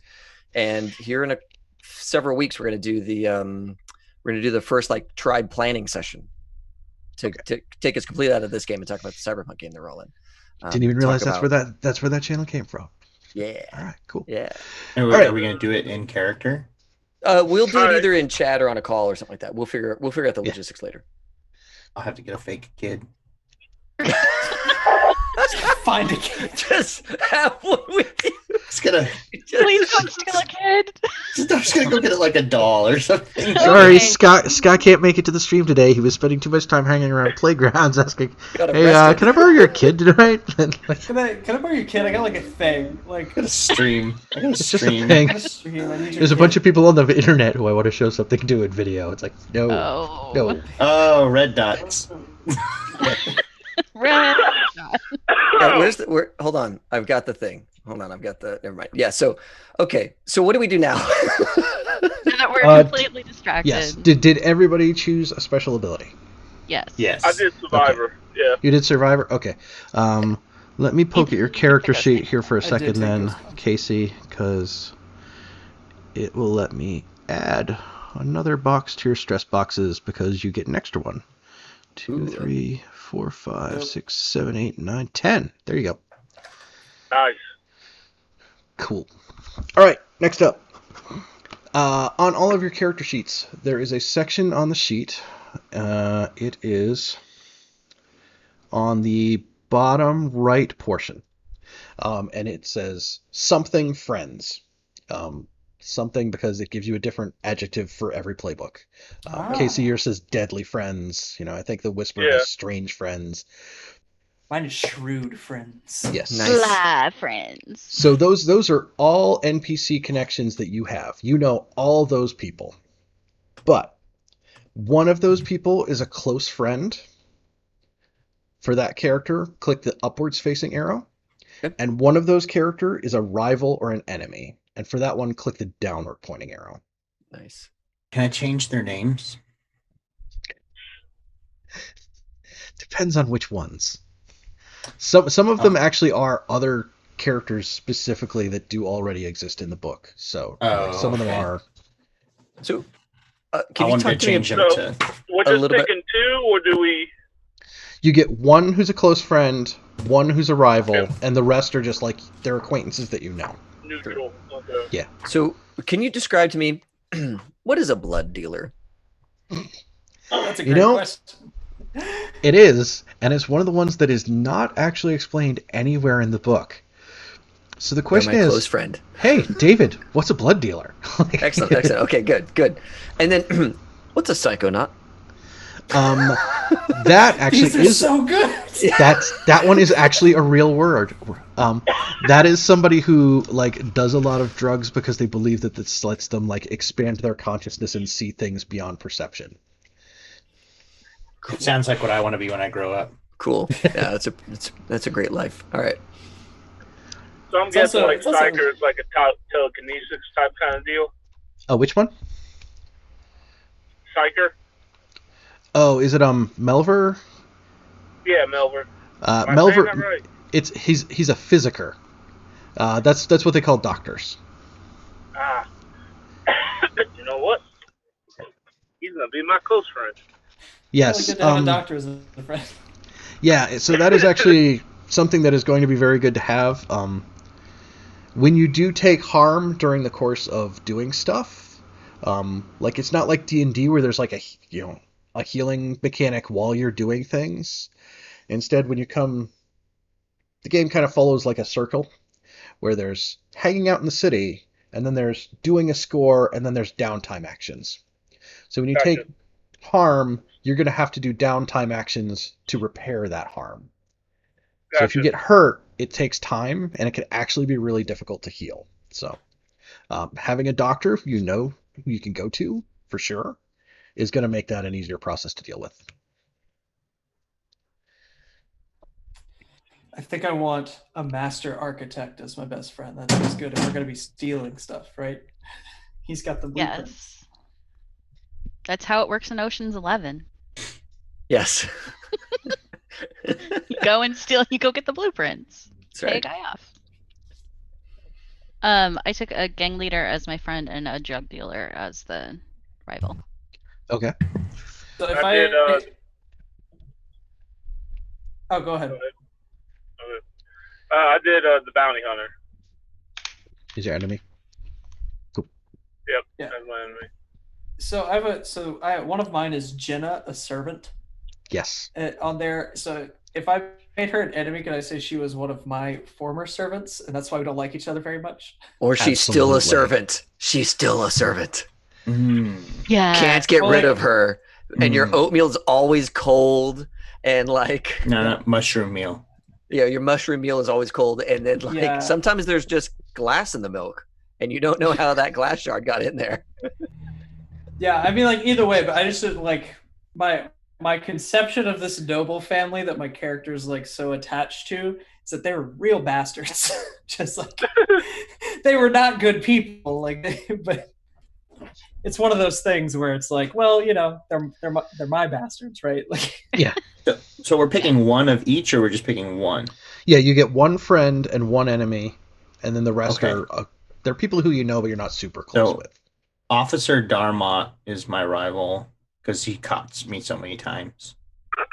And Telda, who I'm calling Jack Dawkins, was my mentor who taught me the ropes. Stasia, an apothecary, is my rival. So kind of like a rival tinkerer person. Okay. And then Jewel, the blood dealer, is my close friend. You don't want to make I'm the there. psychonaut your enemy because No. they'll like No. astral project into your dreams. I want the Psychonaut and I to know each other, but not really think about each other. Well, and for you, David, and for you, Casey, you guys are both Taikarosi. So like, what marks you guys as being Taikarosi? Like, They're what unicorn shows up horn as like salesman. you have demon blood in your bloodline? So what's Is there a funky list about of you two? examples that I just haven't found yet? I don't think there's a significant one. Yeah, Actually, you know what? They might have random generating scores, random generating devils. People. like under the heritage thing in the book, they give black shark eyes, feathers instead of hair, etc. Gotcha. So Okay. So just Okay. whatever Cool. we. Yeah. Perfect. All right. It's like good. as long as it's not something that's going to be like a mechanical change in the game, it's like Like I yeah, have it's all wings, fair like- game. Yeah. No. That one not so much. Can't be I like, just, like- oh, I can fly. By the way, I can I just like teleport. chitin armor Yeah. that like you can't shoot through and is impervious to all damage. Just like a thing. It's weird. Yeah. Yeah. It's so weird. Crazy that worked out. Like Funny how that happens. Only one in the family with it. yeah, just completely impervious. Just completely impervious to physical harm. It's so weird. It's really inconvenient when I'm trying to get tattoos. Oh, yeah, I do. I think I'm gonna just do pointy teeth. Okay. Like straight they're anime. they're all pointy teeth, like Yeah, straight like Arlong out of One Piece type kind of pointy teeth. Yeah. So my The character bark is worse in than the neck region is see-through. So you can see the bone structure, you can see the veins and arteries, you can see the workings. I mean they're encased in flesh, right? Mhm. They're encased in flesh, but there's like gaps in the middle, so you can just like see straight through their neck to the. so is it to the is it like side. holes in the flesh, or is it like those like transparent fish kind of thing? Yeah, it's like holes in the flesh. So there's like a obvious scaffolding holding his head up, and he can do things normally, but there's big, huge, like you can fit a quarter through. Gnarly. Now Oh. I feel like I was born. I'm gonna have so much fun with that. You're gonna like try and put little like trinkets in it to like. And Carl's like, wait, how does that even work? How does that even work? How is it? You're like sitting on the That's opposite side of the weird. room, trying to like throw pieces of popcorn through it. It's Yeah. like, Did a unicorn horn stab you in the neck? It just never healed over because it's a Oh, unicorn. How God. does- It's like from a jewelry perspective, you have to spend 3 times as much on necklaces, right? One for each like stalk. It's like thing. one for each. Yeah, so sometimes they will choose to hide it with some kind of like high collared You black should- turtleneck. All Right? times you should hide it. But usually like Please. if there's no reason to hide it, then it's probably on display as like a status thing. is it like just in the neck, or does it like extend down, or? Ooh, Well, take I had your only shirt thought off. it in the neck, but I kind of like the idea that they're rather. Like, do we Like- get like a creepy like unbuttoned shirt scene where like you can see like exposed ribs and like Can I think on that and then Yes. we figure it out later? Okay. I mean, that'd be like an awesome like in fiction justification for like avoiding a stab, right? Like somebody tries to stab you and it just goes through one of the many holes in your form. Like love that. I love that. Can we yeah, have like multiple? that would be neat. All these red dots all over your Yeah. body. Stop it.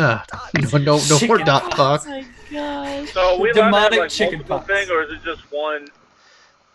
Like, key Yeah, I trait? mean, like what are you thinking of? I'm gonna let David. Let me think on that real quick because he went full on like. yeah, no, it's like there's- kind of one shocking. sharp Yeah, teeth. yeah. I think Sorry, it'd be I cool think to have like The level has been multiple- lifted. multiple things, but like with a consistent theme. I think like that could be really cool. Like this type of demon, like you get the sharp teeth, you get like I don't know, like longer than average finger, like that sort of thing. That or it's like Yeah, multiple shark-oriented features. Like you get the black eyes, you get the sharp teeth. You have like, Not really functional, Like but like gills, shapes, like indentations flaps in your the neck neck kind that, of that deal. sometimes like extend out and stuff. Actually, especially that when would you're work for flustered. Survivor because, well, that could work for Survivor because I have an immunity towards like poisonous gases and stuff. So like when I walk through, I can shut those. Yeah. Yeah. Wait, let's do I'm that. sorry. Did you just? Are you Sequest? Sequest. Yes. No. Is that a bad reference? Does no one get that except you? Sequest.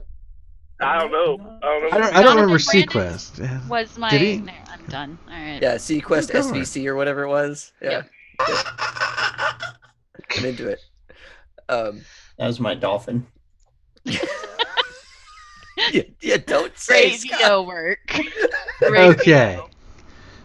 So we all have friends and rivals. Yes. Yes. Okay, cool. Next step is that all of you have a vice. Did you advance the clock? You did. I already advanced the clock for that one. Oh, okay. We're on step 7. Dopamine. Yes. So everybody has a vice. Your vice is something that you'll indulge during downtime to try to recover your stress boxes. And we want to detail what your vice is and who you go to indulge it. So this is a list of pre-identified things in the city.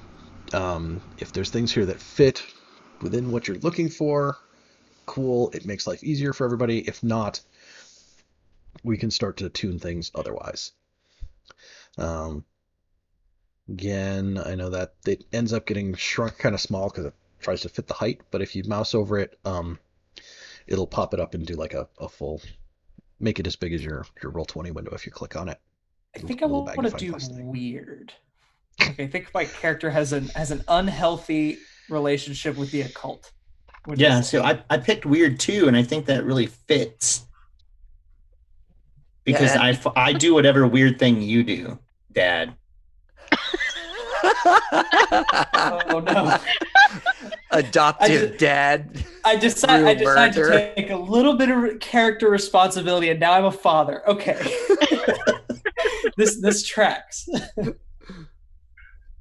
But yeah, okay, I think so what is that then? Yeah, I've got the whole ghost contract thing, and I feel like that comes from like weird, like this weird obsession with like artifacts and finding strange items and I can ghost walk, so I think that's pretty good. Yeah. I kind of like the hooded proprietor. That's just like super mysterious. I really like the idea of the half-flooded grotto tavern near the docks. I've used that before, so I have some good stuff to throw there for you. And it's like I like that.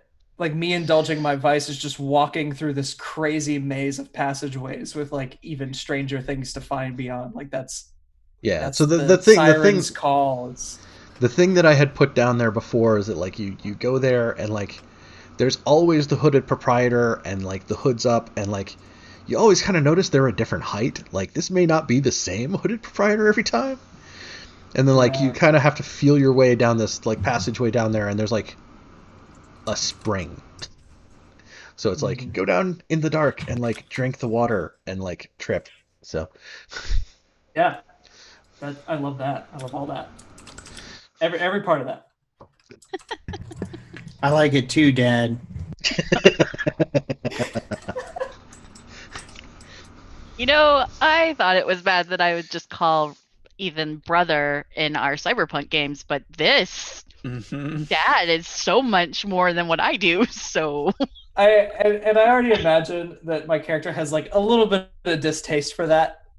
Like it just doesn't quite sit. It's like I know what happened to your parents. This doesn't quite sit right, but it's like poker face. It's like sure thing. Just a little right. Sure thing, child. I think I'll do Spog gambling. Spogs, who does the dice game? Okay. Yep. Amateur. Dice game. I am doing Lady Dusk, the Dusk Manor Club. Sounds fancy. Yeah. You're gonna end up like Benny from the Cyberpunk game. So the Dusk Manor Club is in White Crown, which is the richest, fanciest part of the entire city. That makes That so is much like- sense because you're like from that era, that area, scene, yeah. and like you go back, but it's not quite the same, but you still love it. You can't get away from it, and it's like this is where I lost the money and where I feel obligated to come back to try to win it back. I think that it's like this balance thing. I lose a lot of money, but then I get money, but then I gamble more, and you know how gambling works. Yep. They Yeah, they still don't have any kind of billboards recognize in- you from your family reputation, so they like oh, we don't totally, They won't totally, yeah. They don't like totally cut you off from the fancy casino, like There's no hotline for gambling addiction in this world, so like they just let you go. It's fine. The David, hotline did you for take gambling that addiction gambling just too? calls the guys who beat you up for the money. That's Yeah. Which What was that the could have question? been us, but it's not. Yes. What was the question? Did you take gambling too? I was actually thinking about doing the dice game, but I think what I'm gonna do is Ojak, the Taikarosi rooftop market vendor. Okay. And say that like my character is constantly on the hunt for fabrics and clothes that like allow them the ability to like display and not display their demon heritage. Oh, Dots. Their neck. Their neck meat. sweet neck meat. Okay. Indeed. So it's like a compulsion. Like whenever they're feeling overwhelmed or what have you, they go back there, spend too much money, talk up the shop, get involved in some local craft thing that they're putting on, and just it all blows up in his face, kind of thing. I feel like crazy rooftop market vendors probably got some weird stuff laying around at some point. Like not even just fabric. Like, oh, would you like demon's teeth? Right. Yeah, exactly. And how would you be paying for this today, sir? Well, I happen to have a supply of blood on hand. Oh. So is that like human blood? Is that like We is shall that like see. black market Leviathan blood? Like We shall see. I'm thinking Leviathan blood, or even like demon blood, like Taikarosi blood, something like that. It's ambiguous, just like Casey's hunting. The most thing. dangerous game. That's right. he's constantly telling me I have to donate blood to the blood donation bank. And the blood donation bank is like this box that I roll out. It's like, all right, put into the bank. And like this creepy Kinda little kid who's I guess constantly it's just for a pale good because of all the cause. blood being pulled out. Yeah. I guess it's for What a good gay cause. are we? Yeah, we are not good characters. That's the No, we're thing that I not. keep. Yeah, I love. No. I like a game that lets us It's responsibly play evil characters. yeah, it's not that you're evil, it's that you're like trying to survive in an unjust setting and by any means necessary. I'm not. Wooden Monkey God. We have chosen crew type, but we haven't made the crew yet. They're going to be shadows, and we'll get there in a couple minutes. Okay. Choosing your vice is step 7. Yay! Ta-da! Yes. Move that make characters clock ahead. Okay. All hands. Last step. The progress clock. Record The your third. name, your alias, and your look. So those are all kind of filling in the details so we know what to call you. They have this set of look ideas. Usually they have you kind of like pick one out of each list kind of deal. So you have kind of some adjectives to describe your character we can walk through when you're trying to do introductions of them. I see samples provided on next page. That's handy. Did it give you a handout for that one? Oh yes, it did. Whoa. The hounds! Dogs of war Someone's released the Release hounds. the- stormed the stream. I went real extra with my name, guys. I apologize. I did the thing that I always do, even if I say I'm not going to, and I did deep dives on like namemeaning.com. Yay! Yes. Babynames.com. Yeah, all of those.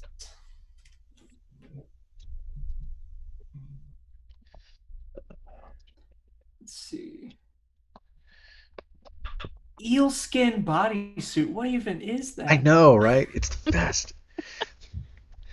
I wear an Obviously what you're eelskin gonna pick. bodysuit, a knit cap, and soft boots. Yeah, this list is great. It's perfect. Jeez. Although, anybody, like, tricorn hat, that goes with everything. Tricorn hat goes with everything. Yes. I wear one to work every day. Yes. I wear fitted leggings, a half cape, and a tricorn hat. Sorry, I was it. reading You get a look. And literally what Ethan said just hit my brain like 2 seconds after he said it. Like, what? No, my students love it. They love the tricorn hat.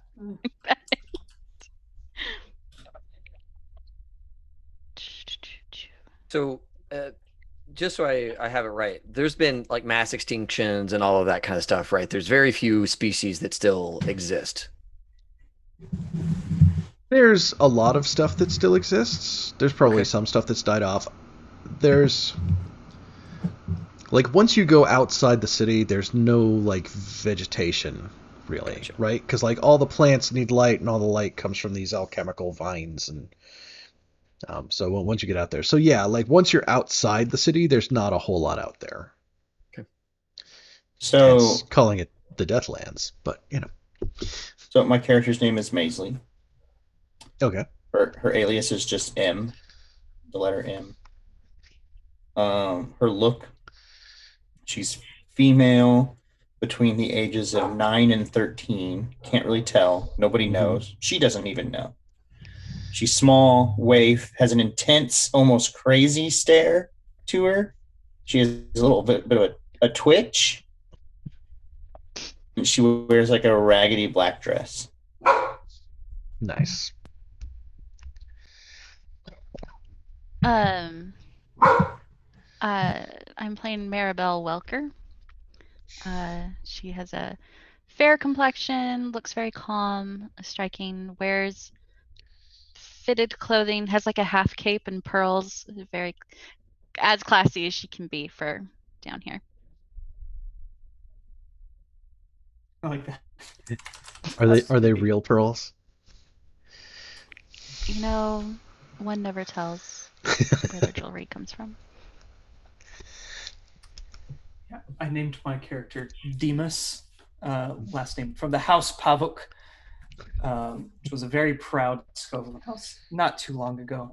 My alias Babyatekos, which is like Hungarian for puppet master. I wanted to kind of lead it into the whole like spider, got the web, got the strings kind of thing. And there's a mystique to it, right? Nice. Like you're scared. If I hear somebody goes by Babyatekos, I'm like, I'm scared already. I'm intimidated. AKA Dad. He goes by Babyatekos. He's like, the stuff they make out of chickpeas? That's like, no, that's that's Baba Ganoush. Sorry, that's Baba Ganoush. Yeah, and then I chose like for like look brooding, because this is a man with plans and feels the weight of the world kind of thing. And then he has a hooded coat, and under that is like a waistcoat if he's not like out and about. But nice.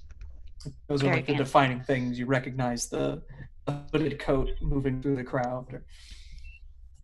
Yeah, but he still has like finer garments under that he sort of preserves some semblance of nobility, even in these trying times.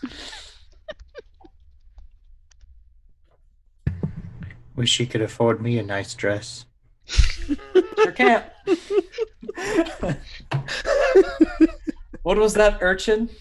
What was that? I just pickpocket everyone and bring you the money. You buy yourself another nice fancy hat. I can't do it, Mike. The tricorn. Oh my god. The tricorn hat that goes with everything. So I have a name and an alias. I'm still working on the look, but I'm happy to share what I got so far. Okay. So my name is Empty Ohm, and my alias is Styx. So everybody calls me Styx. Like with a Y? I call you Holes. No. Like the river, or like just literal like Styx? Yeah, like the river Styx. Yeah. Okay, cool. And then so far in the look, I've got ambiguous and striking, but I haven't figured out their clothing yet. I imagine if someone has lots of like holes in their flesh that they would be pretty striking, right? Right. That's kind of what I was like. I have to pick striking. There's no other thing that really fits. There's no neutral reaction to that. Yeah, you have strong opinions about the neck holes. Yeah. Nobody looks at that and is like, okay. Yeah.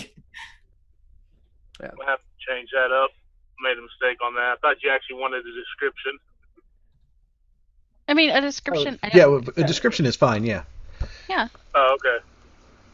The I don't look have a stuff is name like yet. there to give ideas to people who don't have like a fleshed out concept kind of deal. I don't have a name just yet or an alias. I'm thinking on that, but I went athletic, striking. He wears suspenders and a bowler hat. Gotta lean into the prop work. You can dig it. What's up? Oh, I was saying I can dig it. Yeah. Just need a name. I'm picking up what you're putting down. You should go with Zorn. I got this I think that's a hat really and then good name. played like a cowboy immediately after. Like it 100% was influenced by the fact that I now had this hat. Like that's how you do it. Are you ready for the exciting part then? All right. Oh no. Ding! We finished our clock for making Yay! characters. Yes. We have characters. Well, I guess I'll see y'all Yay. later. I'm just kidding. Oh yeah, Sicario. Very good. All right. So next step. Remember at the beginning when I said the worst part was naming the crew? The worst part's naming the crew. It's We're coming. just giving this to Scott. Like, I forgot to think about it. Oh, Anarchy Express? I'm just kidding. I don't know. The Red Dot Crew? No. I am so shocked. This is not going to be the Anarchy Express. Or the legendary red We're not dots. delivering anything though. Except That's true. We're not delivering anything. That's right. Well, I guess That's we right. are delivering anarchy, right? Through spying and espionage. So like, there's that. I am There's that shocked. aspect. Are we actually Okay. filling out the like crew sheet? As we make decisions, I can fill it in. Okay. Um, I didn't know if like crew mode was like shared between everyone's sheets or like how that works. yeah, when you make a character, you have to click the button to change the mode because there's 3 or 4 different. Like one is like it's for tracking a character, and one is for tracking the crew, and one is for tracking the faction relationships in the city. Yeah. So we're gonna get there in a second too. It'll be a good time. I mean, Okay. for continuity's sake, we could go with. I mean, no, there's no continuity. It's fine. 1 second. I'll be right back. Scott's lovers? What? What? I like What? Where did that come from? T-Town Twitch. Yeah, I came from T-Cal. Scott's lovers. Scott's tots. Dude. Thank you, TCal. Demus's tots, right? I mean, I'd be okay with chat giving us some good crew names as inspiration. Yes, please. Like Striking Please. Shadows came from Wooden Monkey God. Voice mod. David is No. literally going to kill you. He's going to come down to San Antonio. I felt that one. Like I. Or felt he's that. going to send me to San Antonio. That's right. I think Wooden Monkey God was talking about having a character with a striking look in the Shadows world. I still like Striking Shadows, but Oh, I completely missed that in the book, under each playbook, they have like, if you don't know what to do, here's some suggested builds for your character. I completely missed Oh that. yeah. casing? I was in the middle of writing something and Oh, never mind, I fixed it. I don't have Twitch open, so I can't see people's suggestions. Okay. Okay. All right. So yes, next step up is making the crew. So that one's 6 steps. So yes, it does conveniently map to a clock again. Yes. And step 1 is choose the type. So 1 step down. Woo! Go team. Yay. Shadows. Okay, so the I've got a crew. name generator up. Just in case. Yes. So the crew is measured by what's called tier.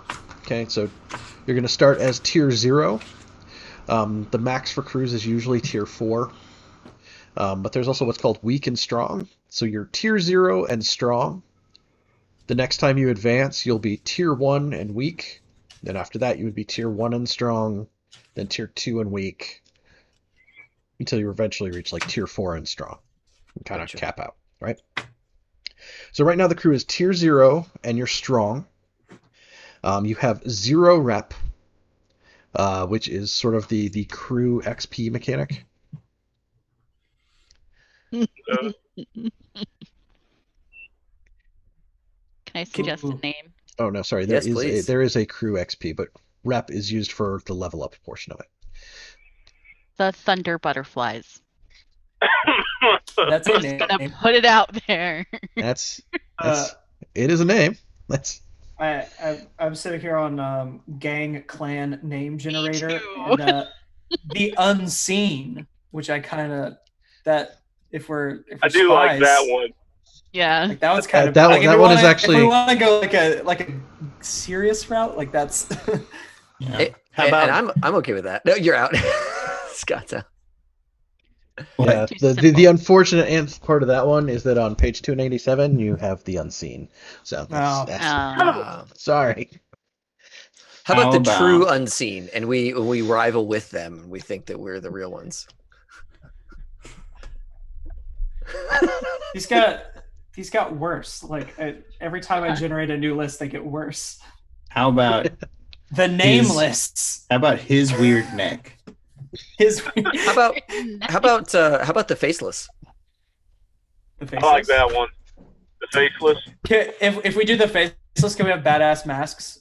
Like, is that like we all? Oh, have, yeah, like, they're just badass- like they're blank masks, just like Yeah. just eye holes or something. Yeah. because that's kind of dope. I'm into that.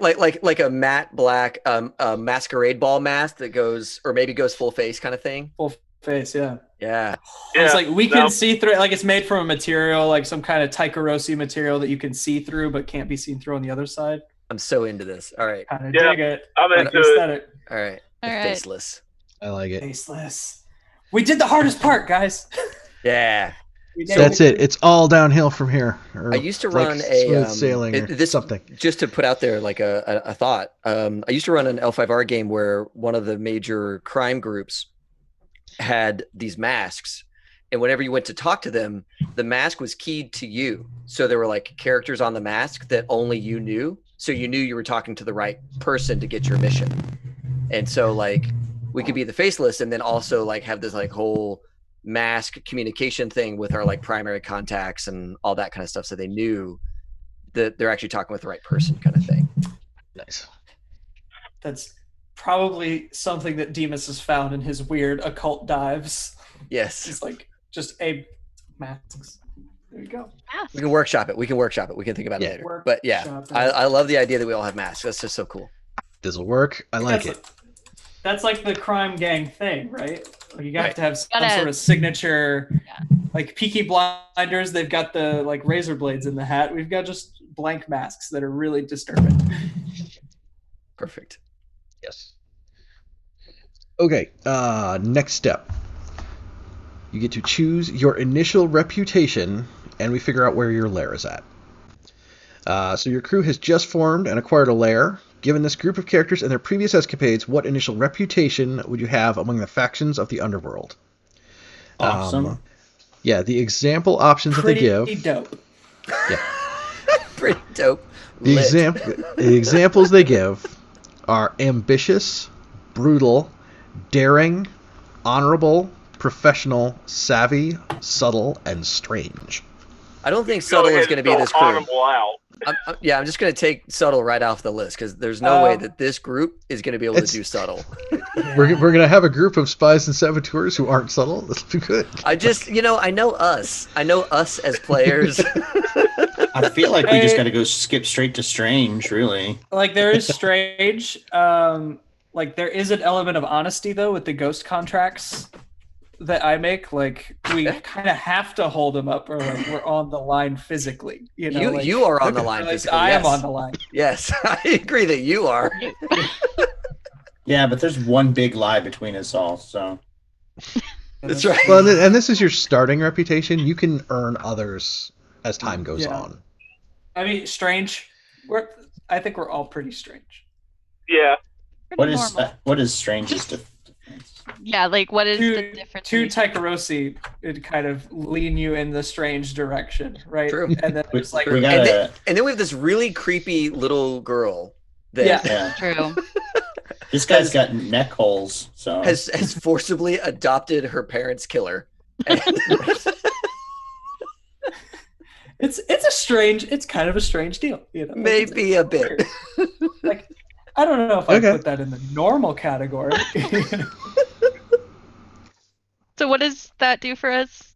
It's just when I have like other people who are coming to talk to you, it's like that's the reputation they're gonna know you by, right? And we're like, yeah, I know you guys. You're like the weird ones. Like, which means we're gonna get the weird missions. But we get shit done. Well, it means there may be some weird seeds that I throw at you, but like you guys always get to pick what score you're gonna do. Okay. So cool. I'll go with strange since the rest of the and I think that I think personally my character would want that reputation because again, like his vice is like the strange and the weird, and so like the more you sink into that world, the more readily available those things are. So I mean, like, even though like Scovelander Noble, not the strangest thing, like probably a little strange, but like he's more interested in like the occult stuff. So it's, cool. It's all there. All right, so here is a map of Crow's Foot. So we need to figure out what kind of place you guys like make your home, right? Like, do you hang out in the back of a restaurant? Are you in the basement somewhere? Or are you in like some little cave built tin shack that's like way up over the top tiers of like this portion of the city? Like what do you guys? Where do you make your lair? It's probably modest or abandoned. Some of the recommendations are like a half-sunken grotto, an abandoned watchtower, unassuming backrooms of a merchant shop, small abandoned house. Back rooms. It could be the back rooms of David's character's old shop that is closed. Like like I still like you have it like that. No one's moved in yet. Like no one's kicked you out, but like I do kind of like that idea because then like there's this front room area that's still like thrashed, and he just doesn't, or they just don't go in there. They don't go into that space as like it's maybe mentally painful or something like that. And so I'm into that. I go there and play with my dolls. Yeah. In amongst all the broken glass and I'd try to set up like a respectable small office somewhere within it. Yeah. I dig that, but also open to other ideas if people have. No, I dig it. I'm digging that. Yeah, I dig that. Yeah. Is there a do we want to physically place our thing on this town map? Yeah, I wanted to get a feel for where your lair is at, and then in a second we'll be picking out another location that relates to you guys in a second. Okay. And should we think of this in terms of like we're one level above the flooded portion, or do we want to be so far up that we can actually see, some other neighborhoods nearby, or hey, look over there! It's the light from the lightning wall. Yeah. Yeah. My character's pretty brooding. He might like a rooftop.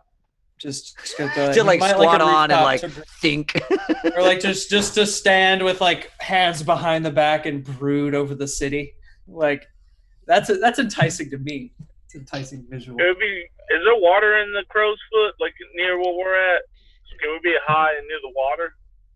Yeah, so the whole city has like some degree of canals and like rivers to it and stuff like that. When the cataclysm hit, like it was the city that used to be here was flooded. How do I ping the map? If you click and hold down on it, it will. So how about like right here? Oh, in the corner there? Because that way, hear me out, because, this is what Maisley's always thinking about. there's only really 2 ways to get there, and that's from the north or across this bridge. And then we don't have to worry about what's like behind us too much unless there's sea monsters come to get us. All right. So I missed where you pinged on the map. Here, over there. Okay. Yep. Hey, you'll have a great view of Tangletown from there. Mm-hmm. Yeah. Tangletown sounds. That's what I call my hair. Yeah. So Tangletown once upon a time was a Leviathan hunter ship that sank, and then there's like all these other kind of like other boats that have kind of rafted up to it and have all been lashed together. This sort of makeshift island. That's dope. That the crews of Crow's Foot treated as like neutral ground. You're not allowed to have any kind of fighting that goes on there. Being near neutral ground would be a very good idea. Yeah. Yeah. Because we're like, oh no, I'm in Tangletown, can't touch me. Sorry. Yeah. Do a little dance on it. I'm safe. I'm at base, and then they shoot you or whatever. You just said can't touch me, so you're all over there going, can't touch this. Oh. So I have a question about the water. Is it like cool to like be in, or is it like you fall in like that's kind of it? It's okay to be in. Like a lot of the food in the city is actually like stuff that gets fished out of the rivers and that kind of thing. There's a lot that seeing underwater is probably not the move most of the time. Yeah, it's not great all the time, but if it's like ink, that would be. Yeah. So like, I'm sorry, full disclosure, I lost internet connection on my computer. Can you ping where we're at? It's the white box down in the lower left. Okay. I'm pinging you. I got you. Appreciate you. Yep. I'm back. I'm good. All right, cool. Okay, cool. I like it. And it's like we kind of have our own corner because I wouldn't want to be too close to the red sashes. Wouldn't want to be too close to the Did we just look at this map and pick the mob table in the whole district?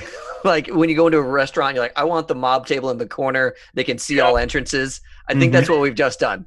Yeah. Perfect. It's like we've played games before sometimes.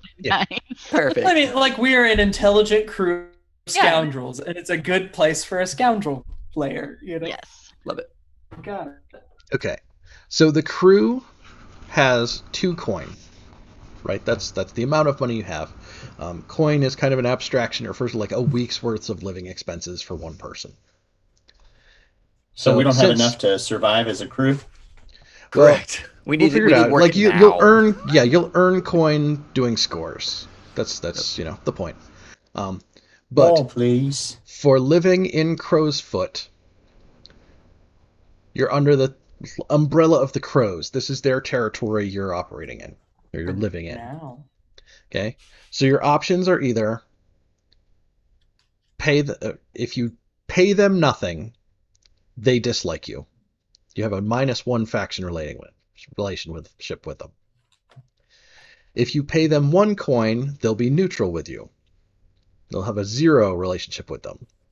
If you pay them 2 coin, they'll like you and you'll be at +1. What else do we have to do with the coin? There is 2 more rounds of you ending up with relationships with other factions here that we're going to get through.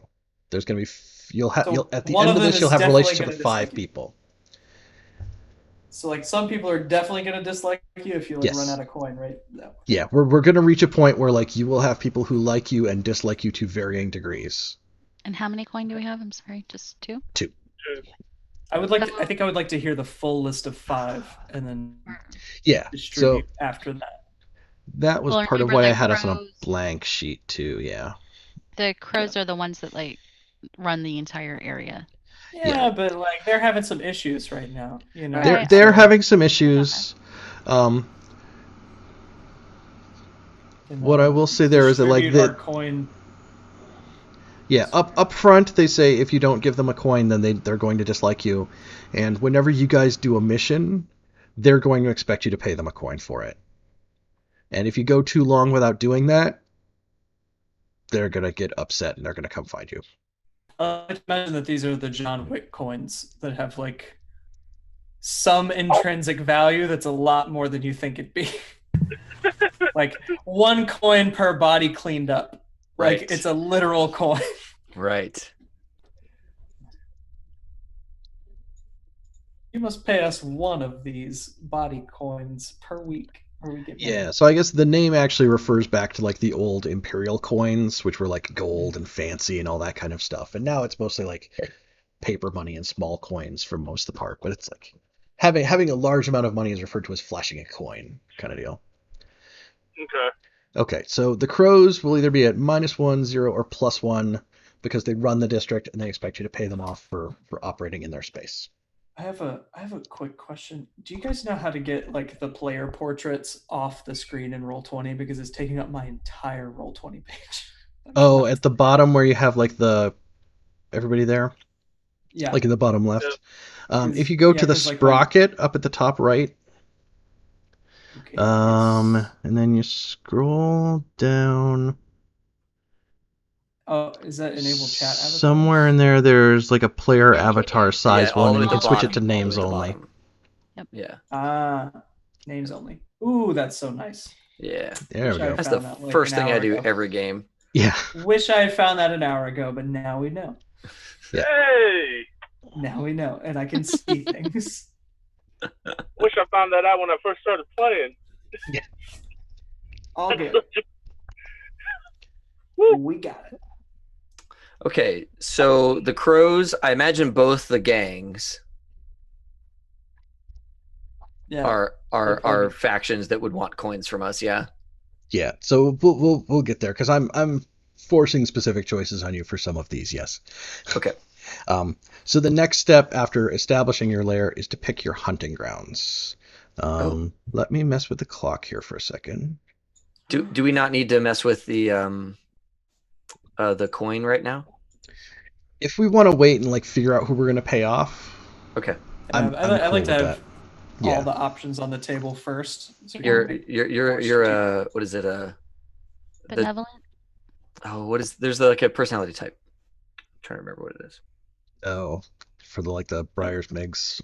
Mm-hmm. Myers-Briggs? The strategist. Myers-Briggs. Myers-Briggs. There it is. There we go. Been a long day. Okay. I think that actually is my Myers-Briggs type. Like IRL is like the strategist. Is the name of it. Okay, so yes, the next step to do is to establish your hunting grounds. Which faction moves the area? Oh, sorry. Establishing your hunting grounds is where we get into the crows, I think. Your crew is brand new, but you've chosen some small part of a district as your hunting grounds. This is the area you usually target for your scores, and you know it well. Your hunting grounds don't have to be in the same district as your lair. The area is small, only 3 or 4 city blocks, but it's an intrusion on someone. And is this considered turf? On the little map thing that they've got there? Is that the turf? That's something different. Okay. Yeah. Okay. The entire city is divided among larger, stronger factions. The GM will tell you which faction claims the area, then you decide how to deal with them. So I apologize. That was my mistake. I thought that applied to where your lair was at. Because I was trying to make you be involved in Crowsfoot. You still can. Well, if you want to have a hunting grounds in Crowsfoot for where you go to, steal information, that's fair. Personally. Well, I never really want to poop and pee where I live, but today, okay. It says your hunting grounds are useful for a particular type of criminal operation. Each crew has a list of different operations for their hunting grounds. Assassins have accident, disappearance, or murder, for example. Choose one of these operation types as your preference. So for shadows,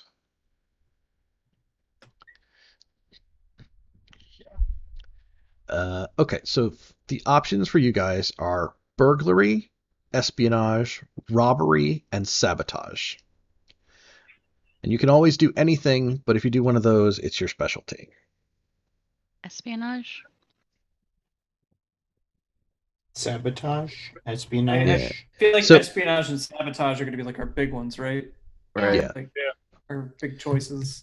Yeah, so if you... We have people who do both well. When you pick which one of these is like your chosen thing, and you do it in your hunting grounds, you'll get extra dice. Gotcha. Mm-hmm.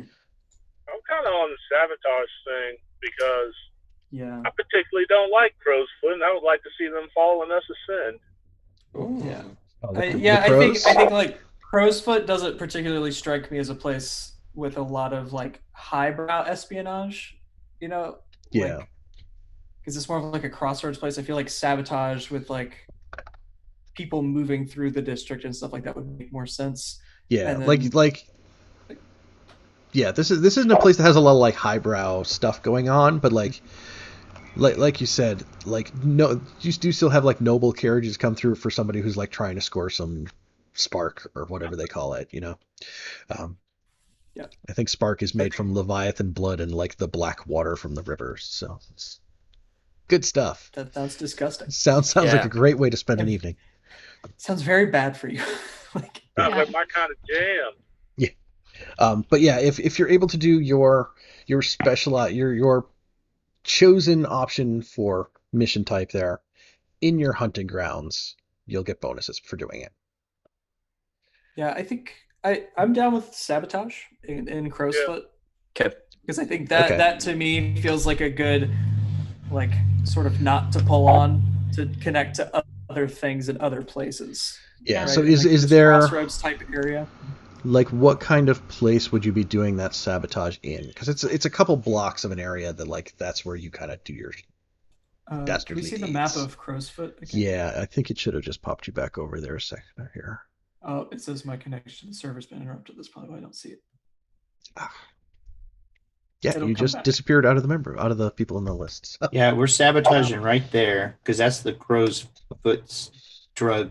Everybody's clicking exactly the same place. Okay. We're looking at just right across the river from us, like diagonally. Yeah, so really just across those same two bridges that we're going to use to watch for trouble coming, we're going to cross that bridge and then cause trouble like in the next block over, basically. They're cooking up dope. Do you want it to be like kind of here where it's back a little bit from like that main street, so it's a little. Yeah, that way there's a couple of different ways to get in and out of there. That feels good. Yeah. Okay. Yep. Cool. I like the diagonal aspect of the street as well. You know, because that gives some interesting like intersection type of stuff going on. So, okay, yeah, so that's the one that triggers the that whole thing with the crows there. The place that you do your stuff is in the crows' territory. Therefore, the crows expect to be paid for it. Okay. Now it sounded like we are intending to do crime against the crows. There is some stuff that's been implied that direction so far.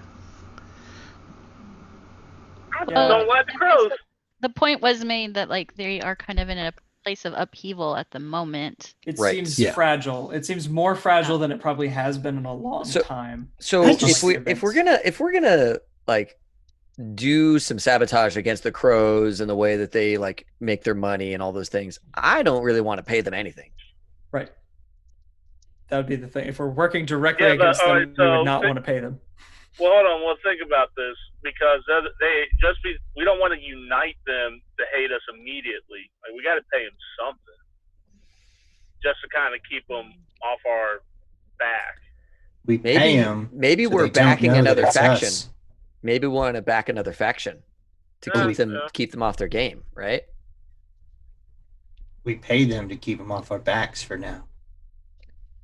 I could see it. I could see an argument for either of those, right? You pay them so they're like, oh, these guys are cool. Like they pay us, like we like them, and then even though they're like torching our drug dens, we still like them. They won't know. Well, like they will. Yeah, job. We're the faceless. How do they know it's us? We don't even have faces. We're just always wearing. We're the only ones wearing these types of masks. I mean, that's.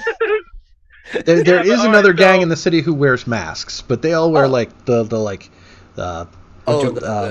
plague doctor kind of pointy nose. We don't just wear these masks at all time of the day, though, do we? Yeah, right. It's like Kiss, the band. Like we put on the masks when we're working, so that we can then be open in the public. Okay. Yeah. Well, we got to have other bad stuff that we do when we have our masks off. Yeah, I mean that could be a good excuse to like do other types of jobs, right? Is like almost as a cut, and then like, but I don't want to get too much into the 5D chess where it's like we have this other crew name that's like our pseudonym crew name, but it's not a real like. It's the first day, y'all. It's the first game. I don't think we need to do all that. But like, you're the mastermind, though. You're the mastermind. We gotta have all that. Yeah. So one of the things that is in the game is when you do these jobs, you'll accrue heat, right? That's like people who are angry at you, people who are keeping track of you. Yep. And if you don't earn heat, right? If nobody knows you guys did a job, then you also don't earn rep, right? Which is like how the crew goes up in level. Right. Mm-hmm. If you keep things too quiet, you don't level up. But we get cash. Yeah. Okay. But yeah. So let's have two groups. We'll have one group that we keep quiet and doesn't level, but we're also gaining level from our first group that does do things in public and gains the rep. Allow that? Two groups, one group. All right, we're playing Calvin Ball. We're playing Calvin Ball. Yeah. I've got to vote. I've got to vote. My vote's no. Did I make you proud, Dad? Yeah. As a GM, just the two entire separate games you're running at the same time with the same. Yes. Oh. We have one sheet that is very low level, tons of cash, and the other sheet is broke, high level. Okay. Moving on. Yeah, two books, one cook. We can figure that out as we go, how we do it. I don't like where that one's headed, Scott. That's gonna go somewhere bad in a minute. Just one cook. Oh, that was not the joke I was making. Okay, good. Thank you. All right. So next step. So, I'm sorry. I was going to ask, have we decided if we're paying the crows or not? But maybe that's where we're going. Okay, so if we're not keeping two books, then right. I would say that yes, we don't pay them and just be their enemies. Yeah, I agree. Probably. Okay. Yeah, but if there's no one else, if we get to the end of our list of 5 and it's I don't really want to pay any of these other people either, then rest of the money goes to the crows. Sure. Yes. Right. Sure. Okay, so next step then is we choose a special ability for the crew. Mm. Like what? Which I am pulling up. Do you guys have everyone steals, ghost echoes, pack rats? Yeah, they are down on the left portion of the crew sheet there. And I will get that up on the stream here so people can see.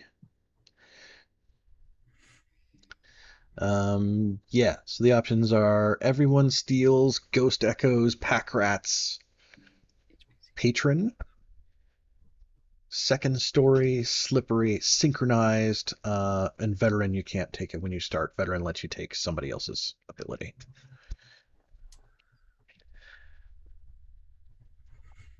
I mean, I kind of feel like everyone steals would be good for us as a group, but if we want to be weird, then ghost echoes. Yeah, everyone steals is a big mechanical bonus to us. Yeah, it's like everybody gets an extra die on something, which is nice. And that also lets you take one of those ones up to a 3, too. Right. Yeah. Which otherwise you're going to have to wait and just do when you have the XP to advance. Yeah. I think we should do everyone steals. It's tough to not do that as the person who likes to win games. Let me look through the rest. I mean, pack rat is interesting, and sort of fits the things that we're talking about. Yeah, it's like a busted up shop with just a bunch of merchandise still laying around. Like that makes sense as well. Yeah. I also kind of like patron. I kind of like the idea that we're maybe so ballsy about going against the crows because we have someone at our back that is patroning us. There's somebody who's wants the crows messed up, and I think that that could be good as well to root us in the city and its conflicts. Right.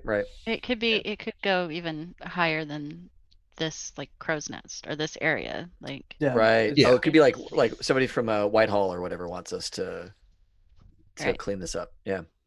And there's a pretty easy hook there with my character. So yeah. So they're all good options, and as you earn XP, you'll get to start taking more of them. So. Oh, okay. So we're not stuck. Okay. Yeah. Oh, wow. You start with one, you earn more as you kind of keep advancing. Can you describe what is an entanglement, and why would rolling twice and keeping what I want better than not? An entanglement. Actually, hang on. I've got I just heard the bad computer sound. Yeah. That's the real bad computer sound. Well, our system to keep track of our logs in my truck, really? Shut up. Right. So after you've done a score, there will always be a roll on the entanglement table. Okay. The options that show up depend on how much heat you guys have accrued. The it rolls a number of dice equal to your wanted level. And then the outcomes are based on how much heat you guys have. So if you have a high wanted level and a lot of heat, there's a good chance somebody's going to get arrested. If you have low heat, then, there's a good chance that, another gang starts messing with your space. The cops shake you down for money, things like that. Man, that feels powerful too. I will say one thing I really like about this game so far, like just in this process, is that constant battle between mechanical advantage and just really cool story stuff. Like, it's like there's always like the obvious mechanical benefit, but then there's always like the really cool story stuff you can dig into. That's always there taunting you. I feel a slight need to like ruminate on this. Yeah, take like a 5-minute break. Exactly. That could be good.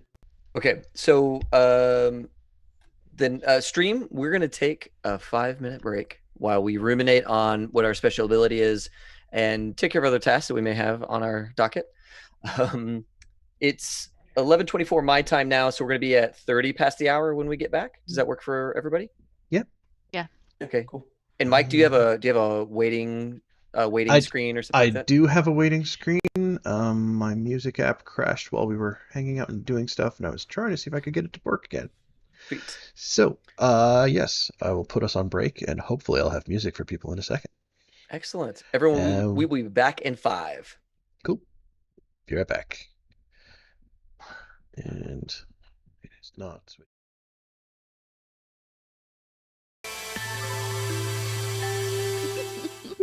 I'm kind of on the whole stealing Hi, of everything. buddy. Hey, everybody. Welcome back. Yes. Mike, dude, thanks. This has been really fun so far. So we're on special abilities for the crew, right? Yep. We took a 5-minute break and then didn't talk about the special abilities at all, folks. We actually needed a break. It turns out we actually needed a break. Yeah. I talked about the special abilities with myself. That's right. What decision did you make? I made a decision that we either go with the first one for immediate power playing, or we just do the ghost thing to just go full on weird. I don't really see any benefit to it at all, other than just to go full on weird. I like how we don't have a whisper, but we're just continually adding ghost things. So we have like no one with actual special skills to deal with ghosts, but we just keep adding on ghost stuff.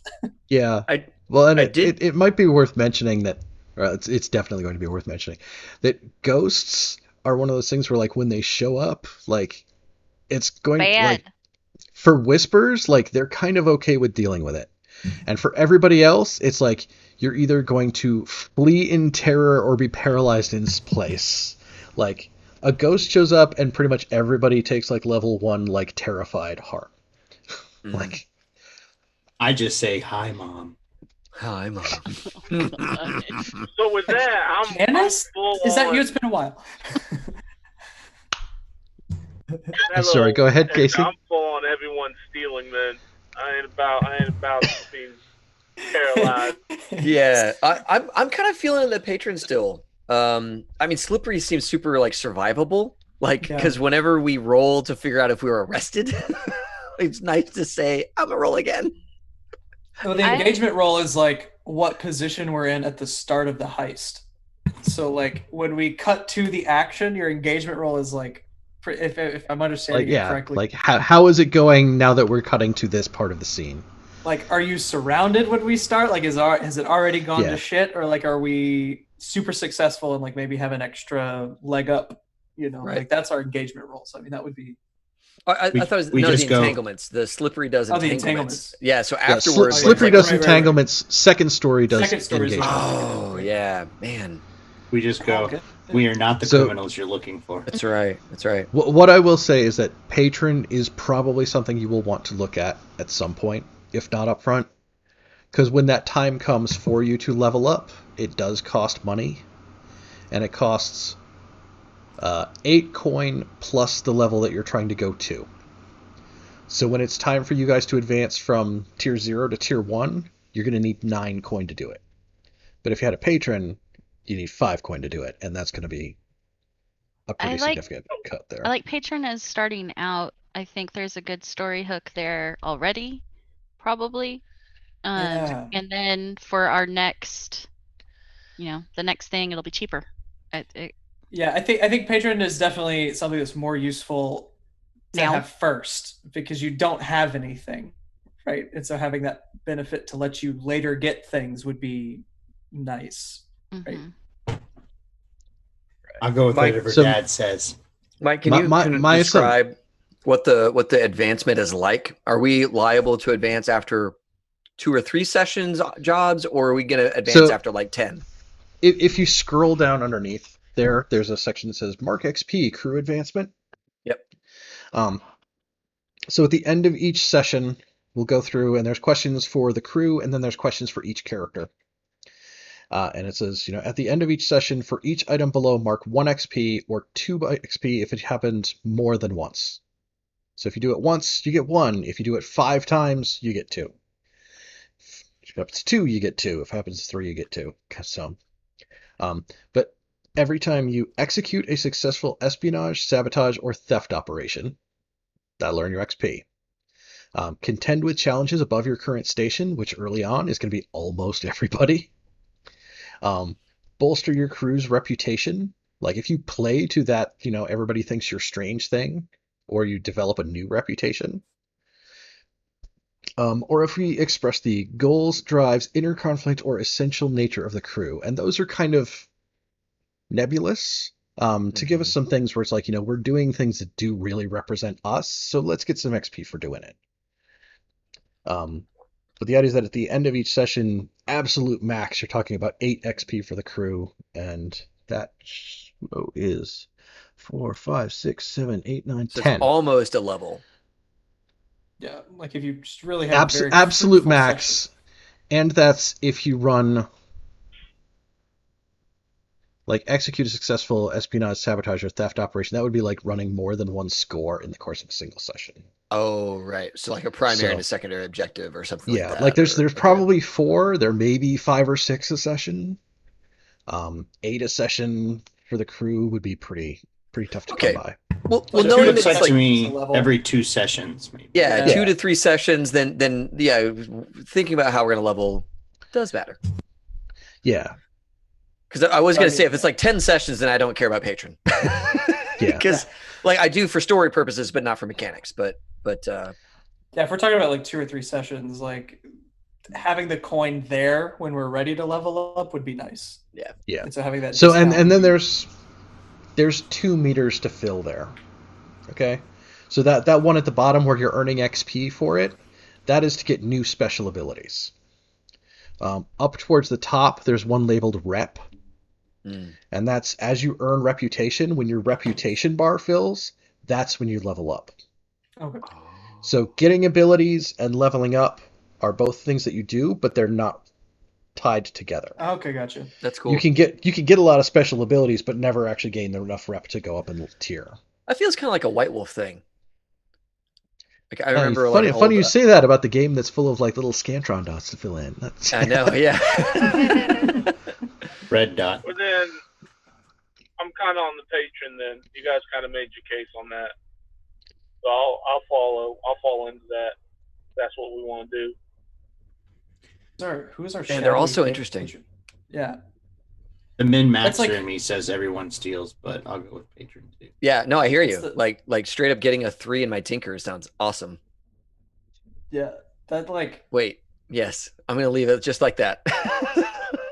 Thanks. Yeah, you sure do got a 3 in that tinker. All the dots. Oh. So many dots. Oh my god.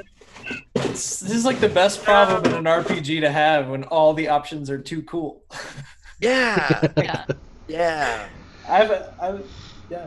All right, let's go with patron, and we move on. Yeah. Okay. Yeah, there we go. Boom. Cool. Boom. Checked. All right. I'll just blame you all later. Mm-hmm. That works. I'm totally fine with that. If we're not blaming each other, what are we doing? That's right. It's all Dad's fault. All right, what's next? Oh, we have to figure out who our patron is, right? Every time you say it, We can frowns and we can hold on that one. Hilarious. Okay. Just to try to get through like the other like real decisions that we have to. That one's kind of fluff, and the other ones are kind of like mechanical things to try to hammer out while we have the chance here. Okay. See, I don't have the actual videos up, so I don't see anything. Just like grimaces, just a little. It's just a little twitch. like the eye twitch. It's like. Yeah. Okay. Sorry. Assign crew upgrades is our next task here. An upgrade is a valuable asset that helps the crew in some way, like a boat or a gang. You get 2 additional upgrades to your crew. You'll have a total of 4 upgrades when you start, because you have 2 that are already default for being shadows. It looks like that is that your lair is hidden, and you have training in prowess. So as a downtime action, one of the things you can do is train. When you do that, you'll get 2 XP in prowess. So, but if you try to do insight, if you try to do XP that would go towards special abilities, you'll only get 1 for those. So you get 2 additional upgrades. So I feel like we are right there at the water, so we should have a boathouse. Yeah, that could be good. I also think a workshop for David's character, who is a tinkerer. Like, I think that'd be an important thing, especially if we're going with the idea that our lair is their old shop. Yeah. Like, the workshop has got to be there, right? Yeah. I mean, it might not be. It could be ruined. It could be ruined. Yeah, that's fair. Yeah, and maybe that's part of what I'm trying to achieve. If I don't get a workshop, because I do like you calling that out, then then that would be part of my character's like goal, is to reestablish their workshop. It's like in the RPG where everything's boarded up and like you buy something and it like magically becomes fixed. Is what I'm imagining is what our layer looks like. I do love the boat. Yes, Assassin's Creed 2 is exactly what I think. We get 2, right? Yes. So we get to check 2 boxes here. There's the ones with the white background are common across all crew types. The ones in the gray background are specific to shadows. And you can also spend both of them to get what's called a cohort, which would either be a specialist who works for you guys, who would be like, a doctor or an alchemist or something like that, or a gang of people who works for you, which right now would be like 2 or 3 people who you could send out to do jobs. So I'm sorry, I'm confused. Are we picking from the grayish boxes, or are we picking from the things on the right? You want the column directly under the word shadows, right? It says crew upgrades, and then there's lair, quality, training, and cohorts. Mm-hmm. And we're looking at lair. Right. So the ones that you guys have talked about so far were both for lair. Okay. Upgrades. Oh, and if our lair is a boat, then our lair is a boat. Or is it that we have like access to a boat? So if you take boat, that's actually boathouse. And you have a okay. boat, a dock on a waterway, and a small shack to store boating supplies. A second upgrade improves the boat with armor and more cargo capacity. Gotcha. I just feel like if we had that, we can go to the Tangle place easy. The neutral place. Tangletown. I will say, like, thief rigging would also be very good to have because that lets us bring more stuff without weighing ourselves down. Yeah. Right? Yeah. When you if we're going to be carrying our 50 feet of rope, we need something to put it on, right? A net made out of that 50 foot of rope is what it is. Right. Yeah. So and to put that one into a little bit of perspective, when you start a mission, you won't be you pick how much stuff you want the capacity to kind of magically pull out of thin air, right? And then you pick out which things you actually brought with you as you need them. Oh, here's the other thing though, is that quarters. It says that if we don't have quarters in our lair, then we all have to sleep other places and not our lair, which makes us vulnerable. And if we're gonna go and start attacking crow people, that might not be good. Yeah, that is true. So one that I'm always fond to point out too is that hidden and secure are separate upgrades. So people may not know where you're at, but if they find out and it's not secure, they're going to get in. And how soon would we be able to upgrade the lair again? Yeah, that's a good question. What are crew upgrades tied to? Yeah. Because depending on how quickly they come, I would think quarters and secure would be good to go. I think what it does is it's tied to that one. This tarp just doesn't keep people out. Yes. Sorry, Wooden Monkey God is giving us advice in chat too. He actually pointed out quarters is good too, and that the hidden and secure are separate. Wooden Monkey, I love that comment. That's so funny. Yes. I think, and I will double check it. I think it's when you hit that crew advancement track and you fill it, your option is either another special ability or 2 more upgrade ticks. I'd say we do quarters and secure then. Yeah. Personally. Yeah, we can just hunker down where we are, right? Yeah. And then we can add some other stuff as we go. Because I think like the boat would be nice, but we can work around that. Yeah. What about underground maps and passkeys? Just as like I feel like that would open up so many options for us. Yeah, and I do have a friend who's an architect, so like it would make sense that I might have those things. Like, because my close friend is a master architect. Who, right. So do you want to do underground and quarters?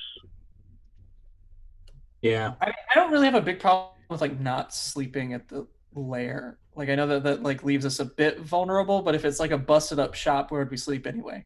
Right? Yeah, Dad, because you probably have a place to sleep. Yeah, I'm sure. Like I have a bed, but your child doesn't. Oh my god. Well, like she says she's my child. I'm just like, you are a child, sure. The creepy child that follows him around. Like I will concede child in my presence. I will concede that you are a child. Right? So underground. I see the ghost. I see the ghost of my dad follow you around, pointing at you. So I just figured that you're new dad number 2. New dad. You sure you didn't want to roll a whisper? I know. I kind of want to maybe go back and look at that, but anyway, go ahead. These options are so good. I really, I'm up for anything. Like, I want half of these things, so I'm up for whatever you guys like. Underground maps and passkeys does sound like super dope. Like, I feel like we get a lot out of that one box. Okay, so that's like maps and passkeys. Yeah, Casey, you good with that? Yep. And then so we get a second one still. Yeah. Do you want quarters or secure? Because Casey, I think you wanted quarters and secure, right?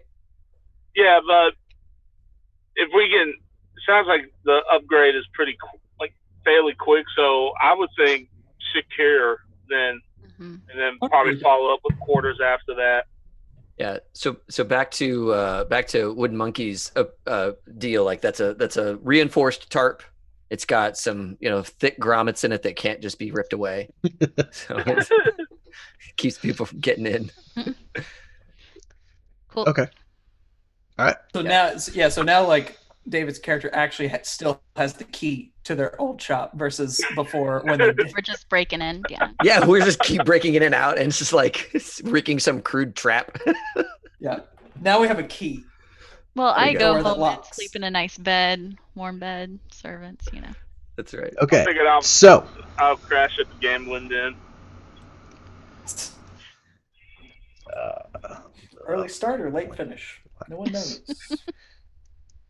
He's mysterious. Old shark teeth. Now,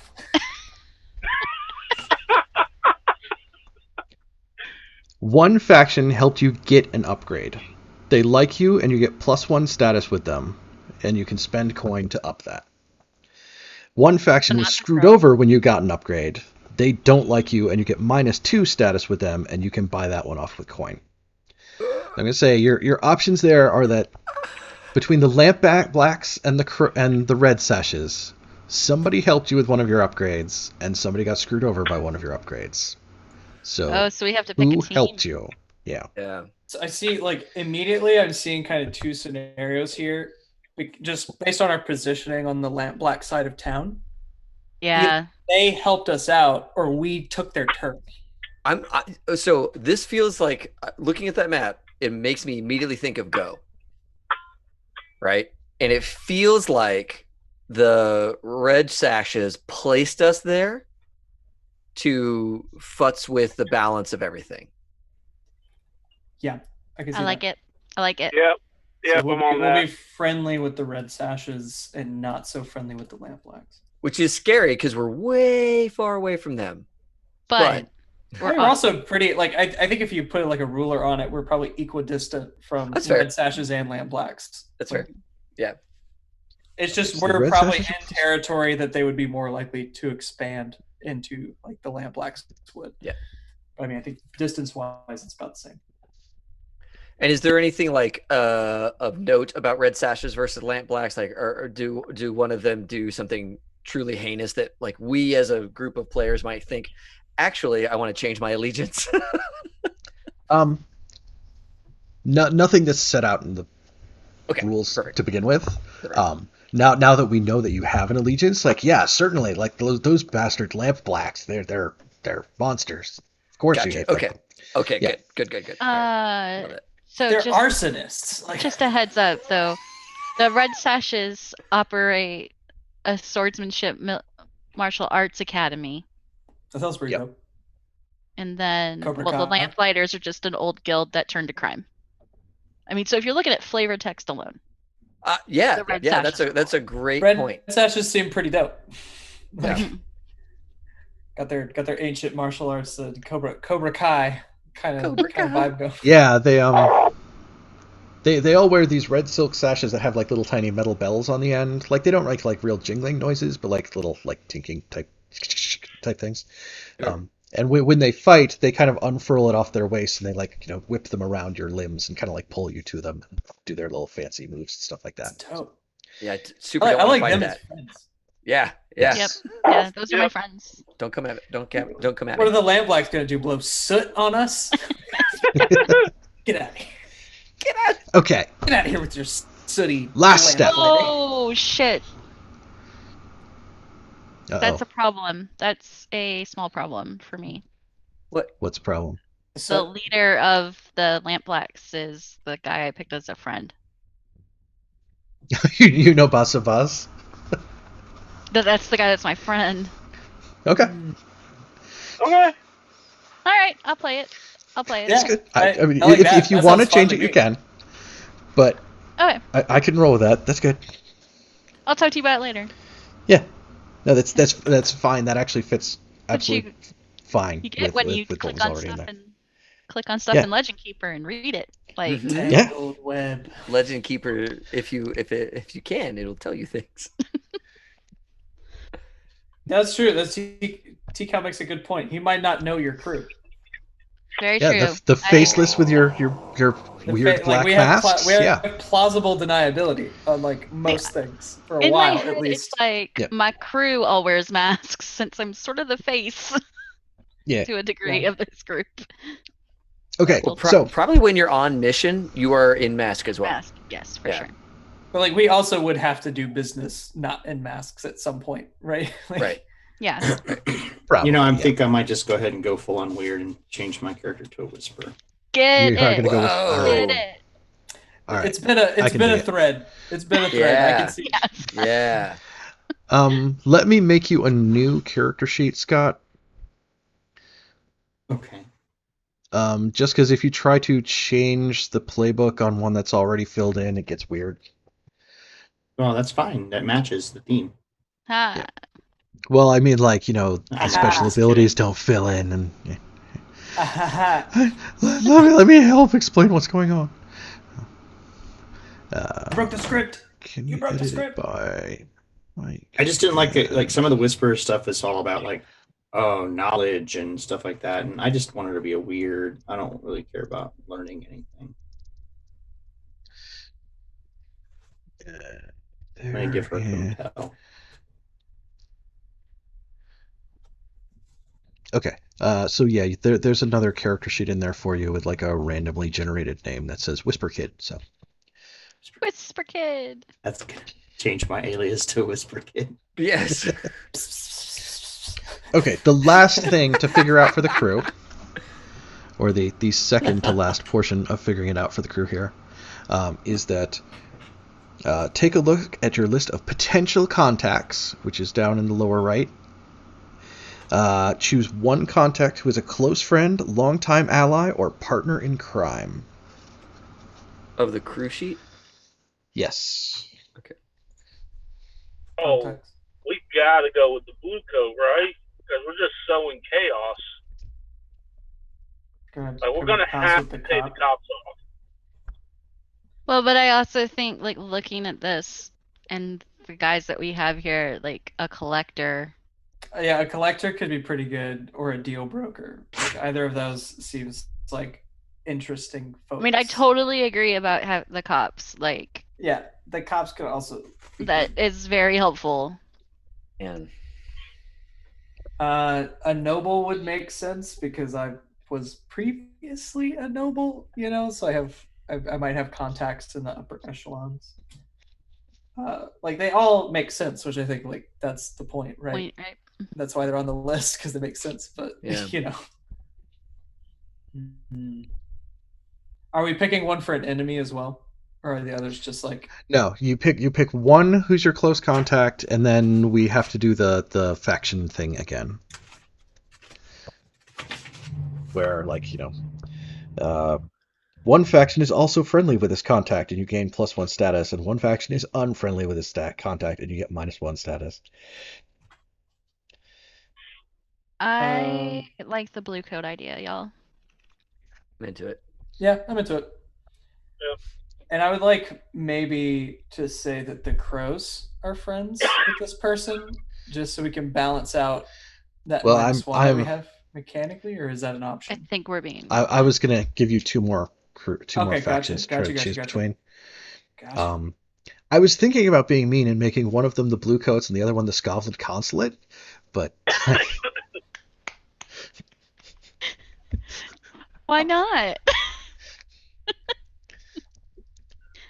I like the idea. Absolutely. Okay, so the Blue Coats and the Scotland Consulate, one of them is +1 and one of them is -1. So which one is which? As someone from Scotland, personally don't have a big opinion on this. Like, I could see either way. I'm fine either one. Well, if LaRose is our contact, yeah, then we probably want the blue coats to like us. Right. Someone who is in the blue coats would probably lead to good relations with the blue coats. Or maybe he's crooked, right? Maybe he's crooked Yeah. or something like that, and we've got some like other angle on him. So a lot of the Blue Coats are crooked. Like, they're basically considered like another crew in the city, just they have like the backing of the local government. Oh, man. My rival used to be a blue coat, but not anymore because I changed my playbook. I like a Judd in the chat is saying that maybe the Scotland Consulate are seen as bending over backwards to appease the undying emperor. Yeah, which would probably piss off Demas a good bit. Okay. as being from a fallen house, right? Right. You'd be like, Oh yeah, because you're betraying our roots. right. I mean, I would see it probably more likely to have a bad relationship with the consulate than a good one, being from a fallen house. Yeah. I like it. Like, at some point, I've been fucked over, right? Like, yeah, for sure. like my house isn't there. Something happened, and I'm probably not a big fan of it. So, So friend is LaRose. Hey Scott. So we are. It's snowing here. What's your weather like? It's cold. I didn't not think it was gonna not that cold. Sorry, y'all. Texans. Although weird I weather. just forgot. Weird. I keep thinking you're up farther north, but no, you are not that far away. So maybe that means it will. Mm-hmm. Okay, so you still have. Hey, it's weird to us. Okay. Yes, snow in Texas is very strange. So you guys still have 2 coin, and you can use that. You can spend 2 coin to manipulate the crows, right? So if you wanted to be on good terms with them, you could spend 2 coin to bring that up to +1. Everybody else, I think you're only allowed to spend 1. So you could be less screwed by the lamp blacks. I'm also supposed to give you the option for the blue coats and the Scotland consulate, instead of having them be +1 -1, have them be +2 -2. I mean, I'm down with that. I'm okay with that. Like that, I think I almost like that better.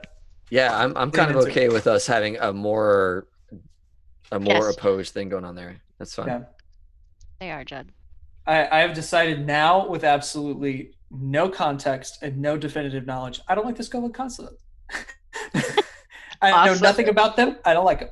I think, given that the lamp blacks are against us because we've taken their territory, and we're kind of saying that the red sashes installed us here, I'd kind of like a little more backup from the red sashes.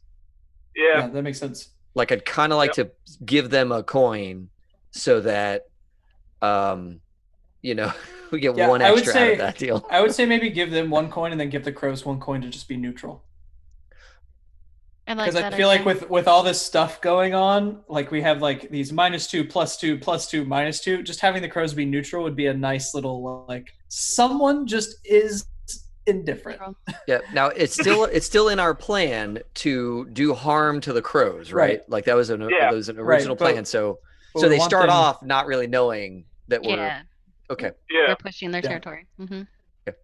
Gotcha. Yep. I like it. I like the extremes. Yes. Okay. No middle sliders. Make as many powerful friends as you do powerful enemies. Yeah, Joe, like the scoundrel lexicon. Make as many powerful friends as you have powerful enemies. Well, yes. That is what we're going for. Okay. And I like that our overall relationships just is a 0. Like, if you put them all together, it's 0. I like that. Oh, sure. They cancel each other out, and we feel no effects. Perfect. So, gents, I need to bail. It's been fun. Let me know what the decisions are. Appreciate it. It was a lot of fun. I'll talk to you guys later. Yeah. I was just going to let you know, yes, we have officially finished crew building. We've officially been building another characters. Progress clock. Sweet dopamine. I was about to say, I'm getting this like sense of achievement. Yes. Check out my ceiling. I like it. I think I've seen that same thing on a canvas in a modern art museum. Yes, for thousands of dollars. You've seen exactly that. Thousands. Millions. Oh, okay. Millions. You want to just check out the light? Oh yeah, that's even better. Okay. I have a picture that we'll block it out on the stream with here for you. So. But not for you guys. We have to look my wall. All right, bye y'all. I'm muted. Thanks. Good times. Okay. Yeah. Yes. Just to talk to the chat real quick, Judd and Wood Monkey, we're gonna be playing this Wednesday nights, starting now, right? So this is session 0. We're gonna be coming back here again next Wednesday to play this some more. We also play Cyberpunk Red on the weekends, so our next game is on Saturday. Yep. For Cyberpunk Red. Cool. All right, sorry, Mike. Yeah, no, I was just gonna say, we've got characters, we've got crew, we've got all the things we need to get started next time. I think the only thing left is make sure, Scott, if you had any questions on rebuilding as a whisper, um, feel free to give a shout. Oh, what did we lose with Scott? Scott, you were like a lurk. Yeah, I Yeah. was a lurk. So Okay. so I picked the vampire as my deadly enemy Yes. for my rival. Skurlock. Skurlock, Yes. and then I picked Yeah. Quellen the witch as my friend. I kept all the same other information as far as description wise goes. I'm still like this orphan, whatever, except that I want to say that a lot of the dead people that I see are just my dead parents. I don't know if that's doable or not, but that'd be kind of cool. What about items? Do we put items and stuff or no? So you don't need to pick out any kind of gear. When the Okay. time comes that we start to do a score, what you do is you pick what's called loadout, right? So it's either I've got light set of gear, I've got a medium set of gear, I've got a heavy set of gear. Mhm. And what that'll do is it'll define how many check boxes of gear you can use during the mission. But you don't need to pick out your gear in advance. When you hit Okay. something and you say, "Oh, somebody just stabbed me," check, I'm wearing armor. Oh. Oh. That's slick. I like it. Yeah. Because okay, But so you what's have the that crew that name? balance where up front it's like, oh well, I'm picking the one where I can only tick 3 boxes. So yeah. Oh, okay. What's their crew name? They were the Faceless. That's right. All right, I have reached maximum weirdness. You dialed it all the way up to 11. I love it. Mm-hmm. But I won't use the voice modulator just for y'all's sake. Thank you so Thank much. you. Oh, For your I did restraint. figure out a name. Yes. I did figure out a name for my character. Zorn. Oh, Griffiths. Funny. Griffith. T-shirt's already made. T-shirt's No, already there. Griffith. Dexy. Oh, hey, yeah, I Griffin. like that. And then my alias is Ghost. Take it. Love it. Nice. All right. Well, cool. I have just 4 more hours to get my homework done. Yeah, let's give you a chance to go do that. Yeah. 4 hours. Thanks everybody for coming out and watching. Yes. So Thank you everyone for- in the audience, Yeah. thanks a ton. This has been High Shelf Gaming. I'm David. I'm one of the hosts for the podcast. We're doing a lot of games now on Twitch. So we try and do board games on Monday nights. We're going to be doing this on Wednesday nights. We do Cyberpunk Red on the weekends, either Saturday or Sunday, whenever works in everybody's schedules. And we're also a weekly podcast, High Shelf Gaming. We have a website and all that good stuff. We're on Facebook and all those places, Twitch, Twitter. And we just launched a new podcast called High Shelf Adventures, which is all of our actual plays, like what we're doing right now, in podcast form. So if you want to go back and listen instead of watch, we have a podcast called High Shelf Adventures. I'll get a link at some point in the thing down below, so it's a little bit easier. But yeah, thanks a ton, everyone, for tuning in. And I love the raid. That was so amazing from Wormwood. So if you guys are still there, thanks a ton for that raid. That was awesome. Yeah. Thanks, guys. Cool. All right. Well, thank everybody for coming out. And we will see everybody again next week. Yeah, see you all next week. Thanks a lot. See you.